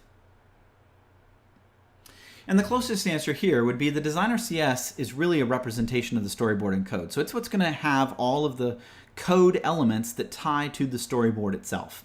That's the purpose of it. All right, now when we go to actually interact with views inside of our storyboard, there's a couple different ways we could do it. First, we could just walk through all the children of our root view. Remember from iOS 101 that the view itself, the view property of the view controller, represents the root view. All of our controls are children of that root view, and we can just do a for each and walk through all the children. So we could do that, go find the button with a certain piece of text or title, and then go wire up an event to it. But that would be relatively fragile. Nobody would really want to program that unless it's just a completely dynamically built screen. So instead, what we're going to do in the designers, we're going to give names to each of the views that we want to interact with. This is done in the identity section of the properties in either Visual Studio or Xamarin Studio. And when you give the widget a name, so here we've got login button, then this is going to create a property in the designer code file that's going to be mapped to this button at runtime. So at runtime, after the system's got your view up, once your view did load happens, you will have a property named login button that's available to you, and it will point to the button that's actually been created in the view. Now, it's a good idea to use a standard naming convention here so that you can easily identify controls that are in your view controllers. A popular style is to use a word that describes the control suffixed with the control type. And so here we're using a login button as an example. You can use whatever convention you like in your code. Just remember that the name that you type here is actually the name of a property. So it's going to turn into a property in the designer CS file. So you need to make sure to type something that is a valid C# property name, or the designer is going to mangle the name and it's going to be really ugly for you in the code itself. Now, we're creating properties here, but Apple has an official name for this sort of connection that you'll see in their documentation, and they call it an outlet. And so anytime you see the name outlet in Apple's documentation, what they're really referring to is a property mapped to a UI element in your design. So this is just an iOS feature that lets you get access to one of the things that's inside the storyboard. And it's exposed in Xamarin iOS using a traditional C# property that's declared inside the designer portion. So again, if you open up the designer CS file, you'll find that once you name an element in the design, any one of the child views that you create or subviews, you'll find a property, a private property that's been declared in the designer file. It's going to have a couple of attributes applied to it. The first is the outlet attribute. This is what ties it again to iOS, and so iOS uses outlets in their native syntax, and so this attribute just tells the system, hey, this button that's been declared here is actually an outlet tied to something in the storyboard, and the system will verify that name and it will tie those two things together. The other thing that we add here is a generated code attribute. This just allows us to know what designer version created this particular property, and so that way It's a versioning thing. If the designer ever changes the way the properties work or changes the way that we connect them, we could bump that version number, and that way the version of the source file itself would be detectable to the designer. The designer would be able to adapt to the version that created the file. That's all. So one of the things to know about this is that outlet is what actually connects those things. And so if you find that your design's not quite working properly, if, for instance, your property's null in the view did load and you're trying to figure out exactly why that is, you can go look at the designer CS file and just make sure that that outlet is decorating this value and that the property exists. The other term that you'll see from Apple when you're working with storyboards is action. Sometimes they call this an IB action, stands for Interface Builder Action. And that's the term that you'll see in code, actually. So if you're looking at any Objective-C or Swift code, you'll see IB action. And it simply represents a message sent from the UI view to some sort of subscriber. Typically, that would be your view controller owner. These are mapped in Xamarin iOS to .NET events. And so your view controller can subscribe to, in either code or in the designer itself through the events tab that you can see here on the slide, to specific actions that occur from a view. And so here you can see we've got an up inside action. That would be the touch up inside event on the button. And I'm going to go ahead and subscribe that to a do login method. And the way this works is I simply select the view, I switch to the events tab like you can see here. I can then type in a method name into the specific action that I want to handle, and the system will create the handler for me. Now, the other thing you can do, by the way, is if you double click on an element, specifically a button, it only applies to certain things, but certain controls that you drag into the design surface, if you double click on them, they will also wire up to the default event. And so in the case of a button, it would be up inside, and it will switch you over to your code and allow you to then add the handler for that. Now be aware that it always uses some really strange name for the method, and typically it's not a name that you would choose yourself. And so I don't really prefer that particular approach to wiring up an event, but for a quick and dirty app where you're just trying to really quickly get things working and it's really just a prototype, that may be a certainly acceptable way of doing it. So you can either do it in code by giving the element a name and then wiring it up in your viewDidLoad method. You can do it through the events box like you see here where I type in the name of the method, or you can do it by double clicking on some elements to be able to create the code behind handler. Any one of those approaches will give you an event handler that gives you a place to handle the particular message being sent by the action. Now, if you use the second approach where I type in the name inside of the events box in the designer, a lot of people like that approach. What it does is it creates a partial method in the designer CS file. And so here you can see my viewcontroller.designer.cs. It creates a partial void do login method with a sender. And it adds two attributes to it. The first is an action attribute, so this is what ties it to iOS runtime again. The parameter passed into action is the signature of the method in the Objective-C form. Okay, and so it's a do login method, and then you see the colon, which is how we would separate parameters in Objective-C. We have the same generated code attribute that you saw on the outlets, and then we have the partial method declaration. Now, you may be questioning exactly what a partial method is, because this is a C# feature that a lot of people are just not very aware of. The idea behind a partial method is it's a method that may or may not be implemented in a partial class. The idea is that Microsoft created partial methods in C# to be able to do designer stuff. And so we see it, for example, in Entity Framework, where I may want to add in some specific capabilities into my entities to be able to control when property changes are happening, or when it's constructed, or when it's being modified. And so they use partial methods for that. And the idea is, in a partial class, in other words, in another source file that declares exactly the same class, I can implement those partial methods, and if I implement them, the compiler would then make a binding between calls made to that partial method in the designer class back to actual the method that I've declared in my real class. And that way I can, in Entity Framework, for example, handle property change, so I can do something with the entity before I actually notify everybody else that something's changed. If I don't implement the partial method, it's not a compiler error. Instead, any calls made to that partial method are simply omitted by the compiler. So if you declare a partial method inside of the designer file and you don't implement it, the file will compile just fine. It just will never call that method. So any calls made to it just disappear with regards to the compiler itself. Now in Xamarin iOS, we use these partial methods to declare the actions, but you must implement the methods. And so if you don't, it's a runtime failure when the message actually gets called, because we're going to be looking for this partial method to call and it won't exist. You'll get a method not found exception. The way you implement these methods is you go into your side of the file, viewcontroller.cs, type the word partial, hit a space, and the IDE will show you all the partial methods. The system does not do this for you automatically when you type into the events box, at least not today.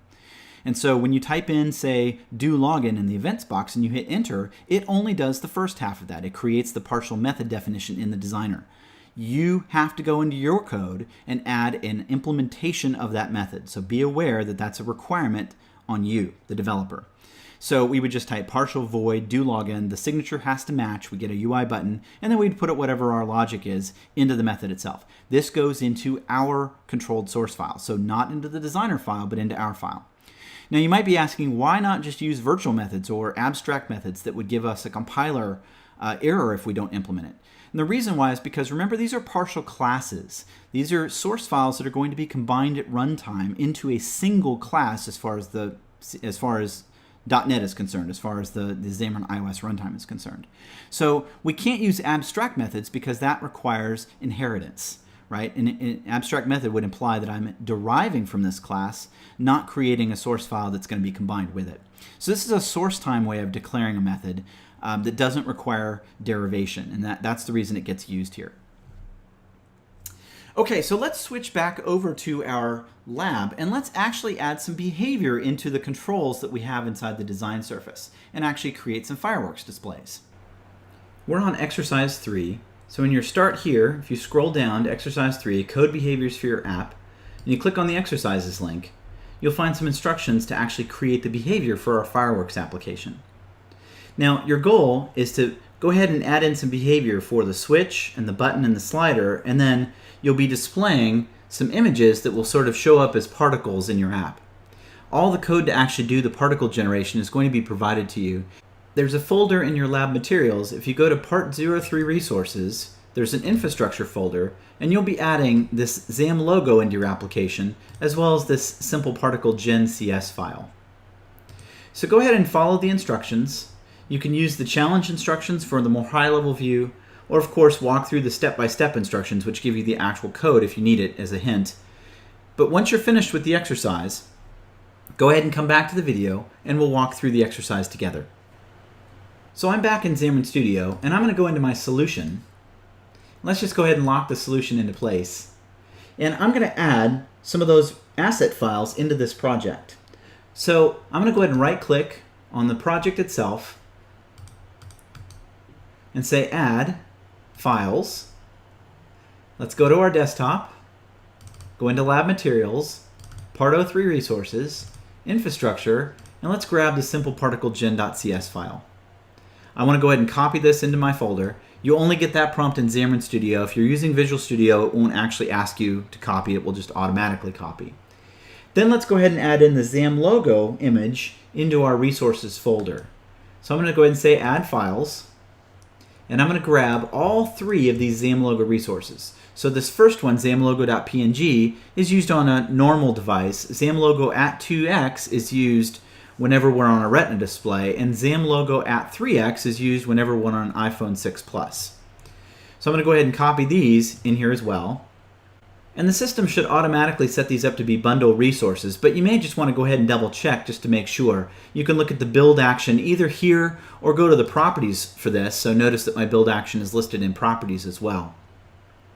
Now, once I've got all these assets in place, then we want to go ahead and start using them. So I'm going to go ahead and open up my viewcontroller.cs file. Remember, this is where I'm going to place my behavior, and it has our constructor here used by the designer, and if I expand this, you can see that we also have our designer.cs file. And the first step is I'd like to use that particle generator. So I'm going to go ahead and create a new simple particle gen class that I'm just going to call fireworks. Then in my viewDidLoad method here, let's go ahead and create it. So we'll say fireworks is equal to new simple particle gen, and notice it takes an image, a parent, and then a position. And so for our image, I'm going to go ahead and use UI image from file, and I just want to pass in xamlogo.png. Notice I don't have to put @2x, @3x. The system will figure all of that out for me, so I don't have to mess with any of that. Then I want to go ahead and give it my parent. That's going to be this.view, so the root view that I want to use. And then finally, I want to go ahead and give it the point to use as the center point. And so I'm just going to go ahead and pass in view.center. Remember from iOS 101 that this.view.center is actually the center point for that parent view. So it is whatever the center is, which should be the center of the screen itself, since that root view is stretched out across the entire screen. So now I've got my fireworks that I want to be able to use. Now we need to go ahead and assign some names to our controls so we can use them here inside our view controller. So I'm going to switch back to the main storyboard, and let's select the elements that we need and then assign names to them. So the first thing that we're going to need is this switch. And so I'm going to come over here and I'm going to name this switch night. Then I need access to the slider, and so let's call this slider size.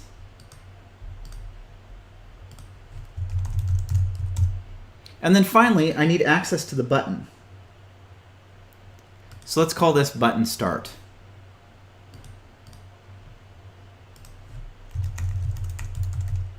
Now, with all of those names in place, I'm going to save this. And when we switch over to our designer CS file, we should see that we now have controls or properties that have been added for this. So if I go and look at the designer CS file, you can see I have my button start, my slider size, and my switch night all generated as outlets. So now that I've got that, let's go ahead and add some behavior. Let's go back to our view controller, and let's go ahead and add in an event handler for the button start. So I'm going to say button start, touch up inside, plus equal, and we can use any form of delegate here. I'm just going to go ahead and use the lambda form. And when we actually hit the start button, I want to just call fireworks start.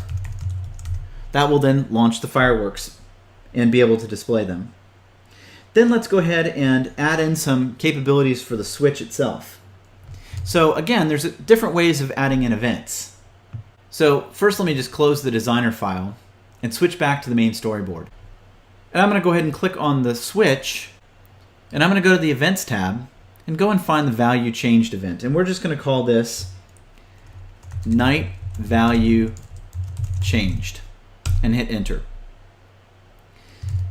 And let's go ahead and wire up our other event as well. That's on the slider. So let's go ahead and do that on the slider. So we want slider value changed as well.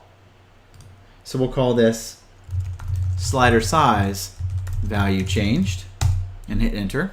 Let's save that, go back to our view controller, and let's go ahead and add in the handlers for those. So again, if I look at my view controller designer CS, you'll see that I have two actions that have been generated. Night value changed, which takes a switch, and slider size value changed, which takes the slider, both of them set up as actions. So if I go to my view controller and I type in partial and hit space, you can see that I have two methods that I can essentially implement here. And so we're going to implement night value changed and partial slider value changed. Now, when the night value is changed, what I want to do is I want to determine if the switch is on, and if so, then I want to change the background color of my view to represent more of a nighttime color. So we'll say if switch night on, then this view background color is equal to UI color from RGB 25 25 112. Otherwise, else, I'm going to set my background color to be white, which is the default. And so that way we'll go ahead and set our background based upon what the switch value currently is. In the slider changed event handler, I just want to change the scale of the firework. So I'm going to say fireworks scale max is equal to, and the slider is actually passed to me, and the switch was as well. We just used the field before, or the property rather, but I can just use the sender here if I wanted to, and I could just say is equal to sender value. That is just a float value that's going to be assigned, and notice my scale max is also a float, and so it will just simply assign that. So now that I've got these different pieces in place, let's go ahead and give this a shot. Let's run it using an iPhone 4S simulator. So here are my fireworks, and notice I click start and it shows me all my images. Now, interestingly enough, we didn't automatically initialize night based upon the current state of the switch, and since the switch was initialized as on, then notice that I do get the proper effect as I switch it, but it wasn't initialized to the blue color to start with. And so when I click start, you can see that I get my fireworks, and I can make it bigger, or I can make them smaller. So very fun. Now, just as a final exercise, go ahead and fix the bug where our button is not correctly displaying the background color based on the initial state of the button. Think about where you'll need to put that code or what you'll need to change. There's a couple different ways to solve the problem, but go ahead and see if you can work that out. So now we've seen the designer, we've seen how to manage layout, and now we've looked at how we can actually associate classes through the view controller so we can dictate its code behind behavior. We've seen how to name those views and then how to add in outlets and actions to be able to control the views themselves in code, and how to wire up to specific events that are being exposed by those views. The last thing that we're going to cover today is to talk about creating second screens and then how to navigate to those screens from the designer itself. And so again, we've got a couple of things that we want to talk about. First, we're going to see in the designer how we can create a second screen in the design surface that has an associated view controller. We're then going to add a button into our design that will present that new view controller. So we're going to navigate to that second screen, and we're going to do it both in code, so strictly as a code-based approach, and then I'm going to show you how we can do it in the designer. And in both cases, we're both going to be able to show that second screen and then dismiss that second screen and go back to the first one. So this is a basic navigation style that you can use that we just call a modal navigation style, where I'm showing a second screen, but I don't have a stack-based navigation. I can't go any further than one screen, or rather, you could, but there's no official way to get backwards, so it doesn't require any sort of back button up at the top. Instead, we're responsible for creating whatever thing is going to navigate us backwards. So let's go ahead and get started. Up to this point, we've just been looking at single screen apps, and for simple apps, that's totally sufficient. But most applications have 2 or more screens that the user interacts with, even if it's as simple as just an about screen. One of the advantages of using storyboards over xibs is that we can define multiple screens inside of that single storyboard, and we can tie each one of those screens to a different view controller and then define the relationships that exist between them. Once we have a second screen in place, we can then display it from an action handler in code, or we can get the designer to actually connect to that second screen and display it automatically through, say, a button tap. Adding a second screen in the designer is trivial. You just locate the view controller element in the toolbox, click, and drag it into an empty area on the design surface. This will then create a new screen that's present in our design. Now, if you might recall, earlier I mentioned that when you do this, it does not automatically create view controller code behind for you to be able to add behavior into. So remember, we discussed that in order to add that behavior, we need that backing class. You can either associate an existing view controller that you've already defined in code, or you can type in a new class name and the designer will add the class for you. This has to be done before you can set any names on any children, so before you can assign a name to create a property, and before you can assign any actions. If you try to do either one of those before you set a class on the view controller, you're going to get an error from the designer, and it will give you a little exclamation point, and it will tell you you need to actually have a class assigned for this view controller itself. Now, to display a view controller, you need to create it. If you've created your views completely in code like we did in iOS 101, then you could just do a new on the view controller class, get an instance, and then display it. I'm going to show you exactly how to do that.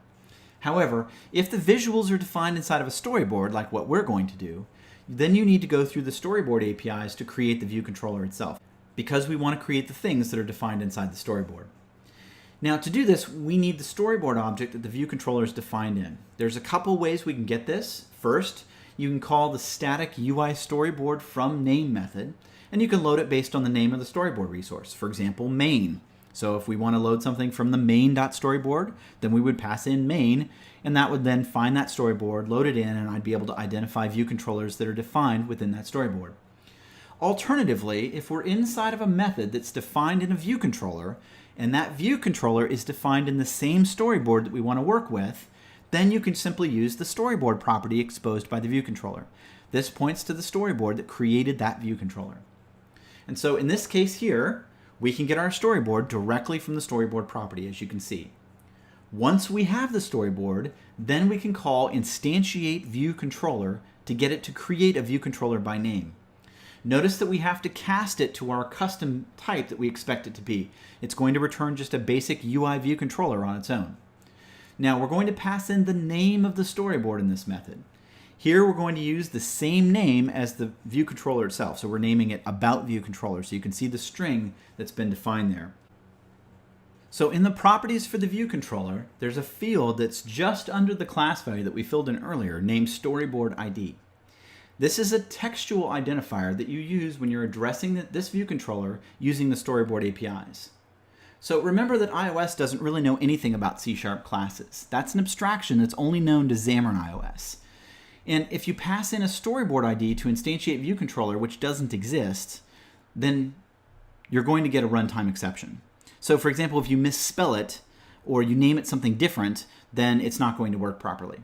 So my recommendation is to keep things organized. A good practice is to give the storyboard the same identifier as the class so you can easily remember how to instantiate it. So in this case, we would identify it as about view controller, and then in code, when we actually go to call instantiate view controller, we would use about view controller, and that way it just keeps things consistent. Once we have the view controller, then we can display it, and there's a couple ways we can do this as well. We could replace the root view controller, which will swap this screen in. You could use one of the built-in navigation patterns. We cover all of these in iOS 205. They allow us to navigate to second screens and either replace the current content or, even in the case of a stack-based navigation, move forward and backward in that stack. Or we can present it modally on top of the existing view controller. Now, this final option, presenting modally, is exactly what we're going to talk about today. And you do this through the present view controller method, which is available on the UI view controller class. This method takes 3 parameters. It takes the view controller to display, whether or not to animate the view into place, and then a completion handler, which is an action delegate callback. And so this is just a void parameterless delegate that gets called, and it gets called just after the view did appear method on the presented view controller. So when this child view controller comes up, we'll get a callback on this final parameter that indicates that the view's up and presented. In this case, we're just passing null because we really don't care when that second view comes in. But if you did care because you're doing something with the data or you want to kick off some other thing, then you would just put your action delegate there to be able to handle that. This API is going to be used to present a new view controller over an existing one in a modal fashion. So that means that there's no dismissal to this. It doesn't automatically dismiss by any sort of mechanism. There's no back button or anything like that. We have to provide the mechanism that's going to dismiss this view to get back to the previous screen. The way we do that is to use the built-in dismiss view controller method. This is again on the UI view controller base class, and it will destroy the view and the view controller that it's being executed on, and it will return to whatever the previous view controller was. It also takes 2 parameters. It takes whether to animate the view off the screen, and then a completion handler similar to the one that we saw in the present view controller that is actually called after the view did disappear method on this view controller. So it's important to understand the lifecycle here. Remember from iOS 101 that your view controller and your view are created once, and so it calls load view followed by view did load. However, it can present that view multiple times, and each time we end up in this sort of circular cycle of getting a call to will disappear and did disappear and will appear and did appear. When you dismiss this view controller, it's going to get a will disappear and a did disappear call. And then at some point in the future, assuming that your code doesn't hold a reference to this view controller, this will get disposed and collected because it's really going away. The original view controller that presented this will get a will appear and a did appear notification, but the view's not going to be reloaded, so you won't see another view did load on the parent of this. Instead, all of your state and all your UI elements will still have all the same content in them because it was never destroyed. It's still in memory. It's just now being shown. You can kind of think of it like in Windows if I hide a window and then show a window. So for instance, if I have a parent window and I show a second window and I hide the main window, I just make it invisible, and now the user interacts with my second window. When I get rid of the second window, I destroy it, and then I just show the main window again. That's sort of what's happening here. We're presenting this modal controller on top of the original. The original one's still there. It still has all of its data in it. It's just not visually present anymore because we have a new screen on top of it. When this screen goes away, the screen gets dismissed, it gets destroyed because it's really going away. We're not holding a reference to it anymore. And the original screen is now visually present because it's now back up on the screen again. So one last cool tip on this. You can actually change the animation style that's used to present this modal view by setting the modal transition style property on the target view controller. So on the child controller that's about to be presented, you can change this property. So you can see here that you can set it to a cover vertical, a cross dissolve, a flip horizontal, or a partial curl. By simply setting that, that's the animation style that will be used when this view controller gets presented. When you dismiss the view controller, it will simply reverse this animation. So there's no property to control the dismissal of the view controller. Instead, it just plays the same animation that we declare in the modal transition style, but it does it in reverse. And so, for instance, here we're using partial curl. It means the screen would curl up. When we dismiss it, the screen would curl back down again. And so you would see the master view sort of curl back down on top of this child view. So let's go ahead and try to create a second view controller in our storyboard and then use some code to display it and then dismiss it using a button. So we're in exercise 4, adding a second screen. And the goals are to add this new screen into our storyboard design. Notice it just has a label and it has a button at the bottom. You'll use auto layout to be able to fix those positions. And then what you'll do is you'll modify the existing screen to put a new little button here. You'll go ahead and tie this new screen to a view controller, and then when you tap this button, you want to present this second view controller. When you click the close button that's placed at the bottom here, this close button, then you'll want to go ahead and dismiss the view controller. Again, I encourage you to use these challenge instructions and just use those high-level goals, refer to the slides, and kind of work out the code on your own. And then if you have any problems, use the step-by-step instructions to be able to solve any issues that you encounter. Go ahead and stop the video, work on this exercise, and once you're finished, we can walk through it together. So I'm back in our project here, and I'm in the storyboard because the very first thing that I want to do is actually add this second screen into our design. And so I'm going to scroll down in this in this controllers and objects section and go find just the simple view controller. And I'm going to drag one out onto the design surface. And notice it creates a second screen that I'm going to use here in my design. And my goal is to just simply add a label into this. So I'll go find the label control and I'll put that at the top. And then I'm just going to stretch this out.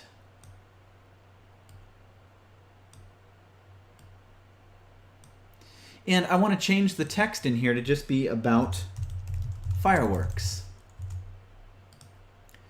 And I'm going to take this text and I'm going to do a couple of things to the widget section of the properties. First, I want to go ahead and center it. I'm going to go ahead and change it to be bold. So if I pull down the font box here, you can see I can get other pieces in here, including system bold font. So I can make it slightly bigger if I want. So we can make it, say, a 20-point font. And I could even change the text color. So we can make it sort of a fun color like blue that just simply displays about fireworks. Then what I want to do is I want to go ahead and put a button in my UI. And I'm going to stick the button down at the bottom. And I'm just going to have the button say close. And so let's go ahead and go to the title here and just say close. And we could again change the background color for this. The lab has you do that. You know how that works. But what I do need to do before I do anything else is go ahead and put some constraints on here. Otherwise I won't be able to get to this button if I happen to rotate the device. So we'll go to the label first. And again, you just use regular constraints where I drag this up and say I'd like it to be tied to the top. I'd like it to be tied to the left or right. An even better way to do this would be even to center this. So I can grab the center one and then actually center it horizontally. And then notice now I'm seeing that my current frame would be slightly different, so I can click the reset or update frame based on constraint in order to center that. Same thing for the button, except I'm just going to go ahead and say add the recommended constraints for this in order to just lock it at the bottom. So now that second screen is ready to go. Then what I want to do is I want to put a button into this first design here, just a little button over here in the corner that will let me then kind of jump to this other screen. And so I'm going to go ahead and place the button over here in the very far corner, and I'm going to change the button to be a type of info light. That makes it into this little eye circle here. And I'm going to go ahead and put the normal constraints on this as well. So we'll just go ahead and hit the add constraints, and that will lock it here to the top so my button is there. As a final step for that button, let's go ahead and give it a name. Let's call it Button About. Okay, then I want to go ahead and put a name on this close button. So we'll call this Button Close. And notice that it's giving me a little error over here. There's an exclamation point. And if I click on this, I'll get a little pop down that says the property setting will cause a runtime error because the parent view controller does not have a code behind. And if you remember from the slides, one of the things that we need to do before we can assign names to anything or before we can wire up actions is I have to have a class assigned to this. Now you need to be a little bit careful here. Notice that I clicked on the view, and if I look over here I can see that the class is a UI view. You don't want to assign a class to the view.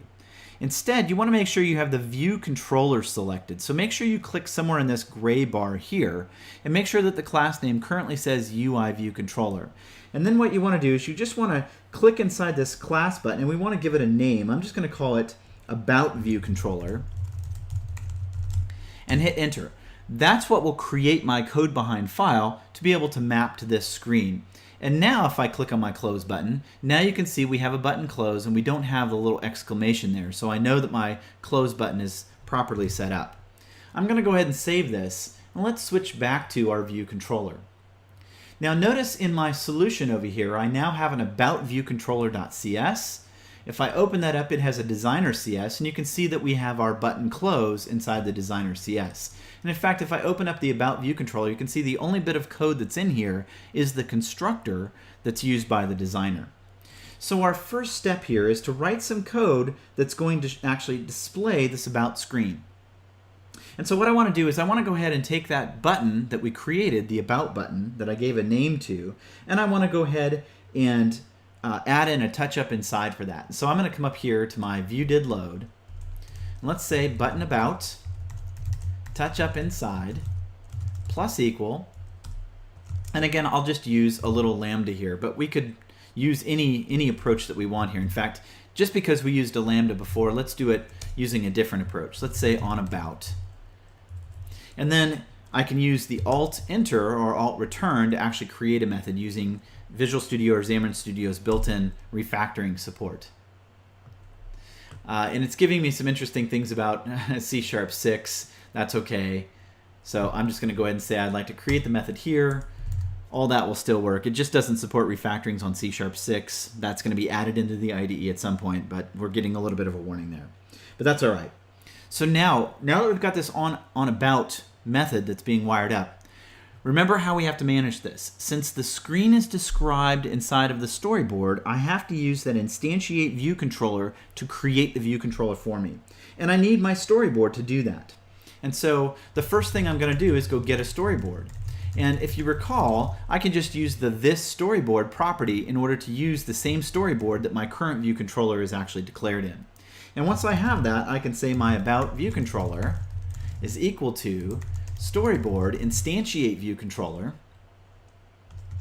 and then I'm going to give it a string identifier, and we'll call this about, let's name it the same thing, about view controller, and put a semicolon there.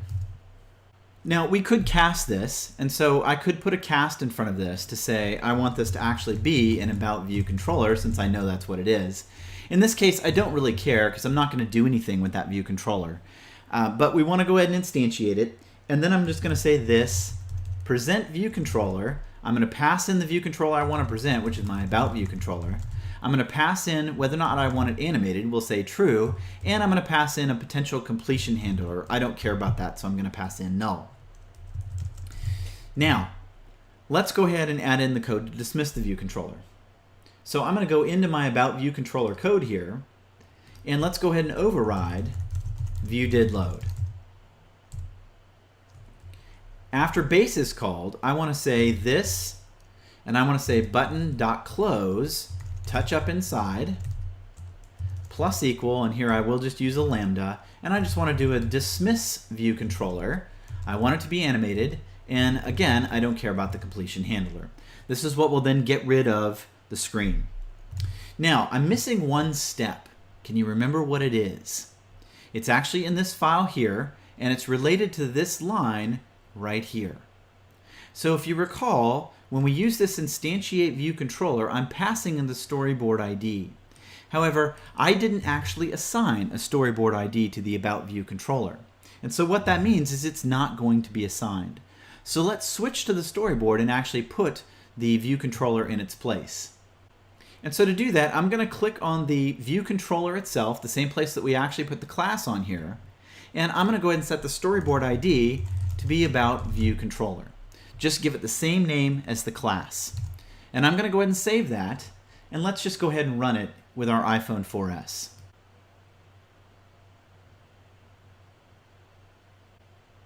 So I can hit start and we see our fireworks. And now notice when I click on the little eye, it pops up my about page, and notice my fireworks is now gone. It's now been replaced by this view and this view controller.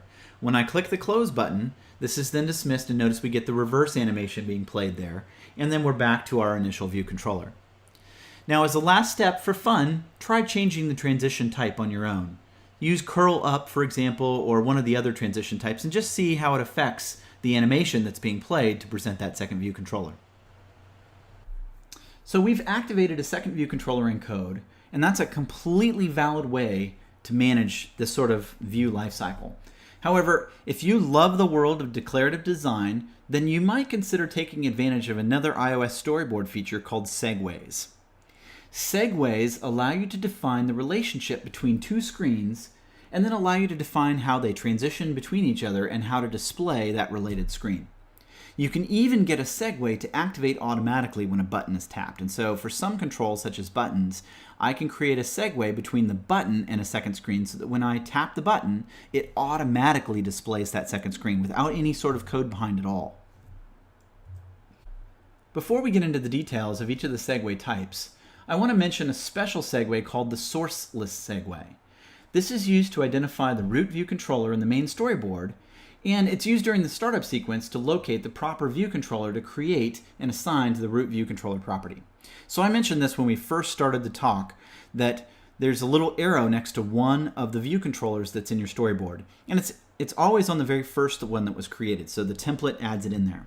This is called the sourceless segue, and if you want to change the initial root view controller, you can either click and drag this arrow from the initial screen to some other screen, or you can go to the properties of this view controller and you can check the box that says is initial view controller. Only one view controller can have this check mark checked. And so when you drag this arrow, it automatically unchecks the last screen and checks the new screen. And if you go and you check this box on a different view controller, it will uncheck the other one. So only one view controller can be marked as the initial view controller. But by doing this, you can control which view controller starts up from this main storyboard. And so again, remember, info plist identifies the main storyboard, the sourceless segue identifies the initial view controller. Now to create segues between two screens, the way you do it in the Xamarin iOS Designer is you hold the control key down, and then you click on a view, and you drag over to a second view. Now, the view that you start on can either be an element in the existing view controller, or it can be the view controller itself. So you can actually click and drag from the black bar that's on the bottom of the view controller. But you click and you drag over to another view controller, and then you release the mouse button. This will then prompt you to select the segue style that you want to create. And we have three choices here. We have push, modal, and custom. Push is used to push the new view controller onto the navigation stack, and it should be used when we're using stack-based navigation. So if you have a navigation controller, and we talk about this in iOS 205, then you would use push, and that'll put it on the stack, and then you'd get a little back button at the top. Modal is the modal screen. This is just exactly what we did in code, and that's what we're going to use today. And then custom allows you to take control of the transition yourself. And so this lets you specify a class that derives from UI storyboard segue that's used when this segue gets activated. And so you can sort of customize exactly how we go from one screen to another. Once a segue has been created, you can then select the segue arrow and then go over to the properties for that segue and adjust all the properties. So for instance, we can assign a segue ID that will allow us to access this segue in code. We can change the segue type. We can change the transition type, and then we can turn animations on and off. Now, depending on what the source is, when you create the segue, you're going to see different text in the title of the pop-up. It'll either say action or manual.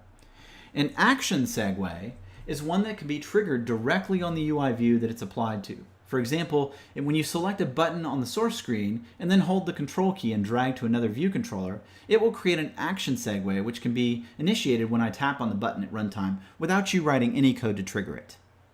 Not all views can do that, so if you control drag from the root view or from a view controller or from some other view that's just a regular view that has no implicit action applied to it, then you're going to create a segue definition that defines the transition but can't be started by the system. We call this a manual segue. And so this is just simply a segue between a non-active view and some other screen.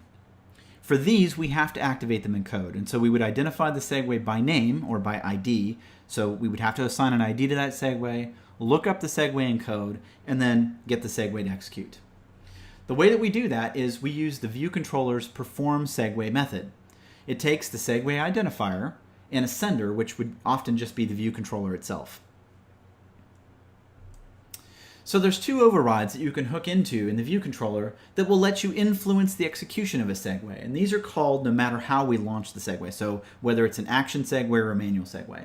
The first is should perform segue, and it's called before the segue is loaded and executed. It passes you the identifier for the segue that's about to be executed, and it passes you the sender that was handed to perform segue. And the unique thing about this particular override is that you can use this to cancel the segue. So if you return true, then it means you want the segue to go ahead and run. But if you return false, then you'll stop the execution of the segue and you'll stay on the current screen. So you can use this for validations, for example. If you realize that we shouldn't go to this next screen because there's something wrong on the current screen, then you can simply catch this should perform segue and return false in those conditions. The second override we can use is prepare for segue, and it's called once the segue is actually being executed. So we've already determined that we're going to run the segue, it's been instantiated, and we're ready to execute it. And it gets past the loaded segue itself, so this is a UI storyboard segue object, and that contains in it, amongst other things, the target view controller. So the target view controller has already been instantiated and we're ready to actually display it. You can use this particular override to pass data into that target view controller. For example, if you have information on the current screen that the new screen needs in order to do its work, then in this method, you can go get that destination screen, cast it to the particular view controller type that you know it is, and then set properties on that. This particular override is called before that view has been loaded. And so this gives you an opportunity to initialize data in that view controller to let it process the screen that's actually going to be displayed. So let's change our application to use a modal segue from the storyboard itself to display that second screen. So we're in the final exercise, exercise 5, display a screen using a segue. And what you're going to do is replace the code behind that you used earlier to display your About page with a new segue defined in the designer. Use the challenge to be able to figure out the steps and then the step-by-step instructions to fill in the gaps if necessary. Go ahead and work on this exercise. It shouldn't take very long. Pause the video and then come back when you're finished and we'll go through it together. So I'm back in my main view controller here, and what I'm going to do first is just disable the About button that we created earlier. And I'm going to do that just by removing the touch up inside event handler here. Then I'm going to go ahead and open up my main storyboard, and in the storyboard we're going to go ahead and create the segue. And it turns out this is actually pretty easy to do.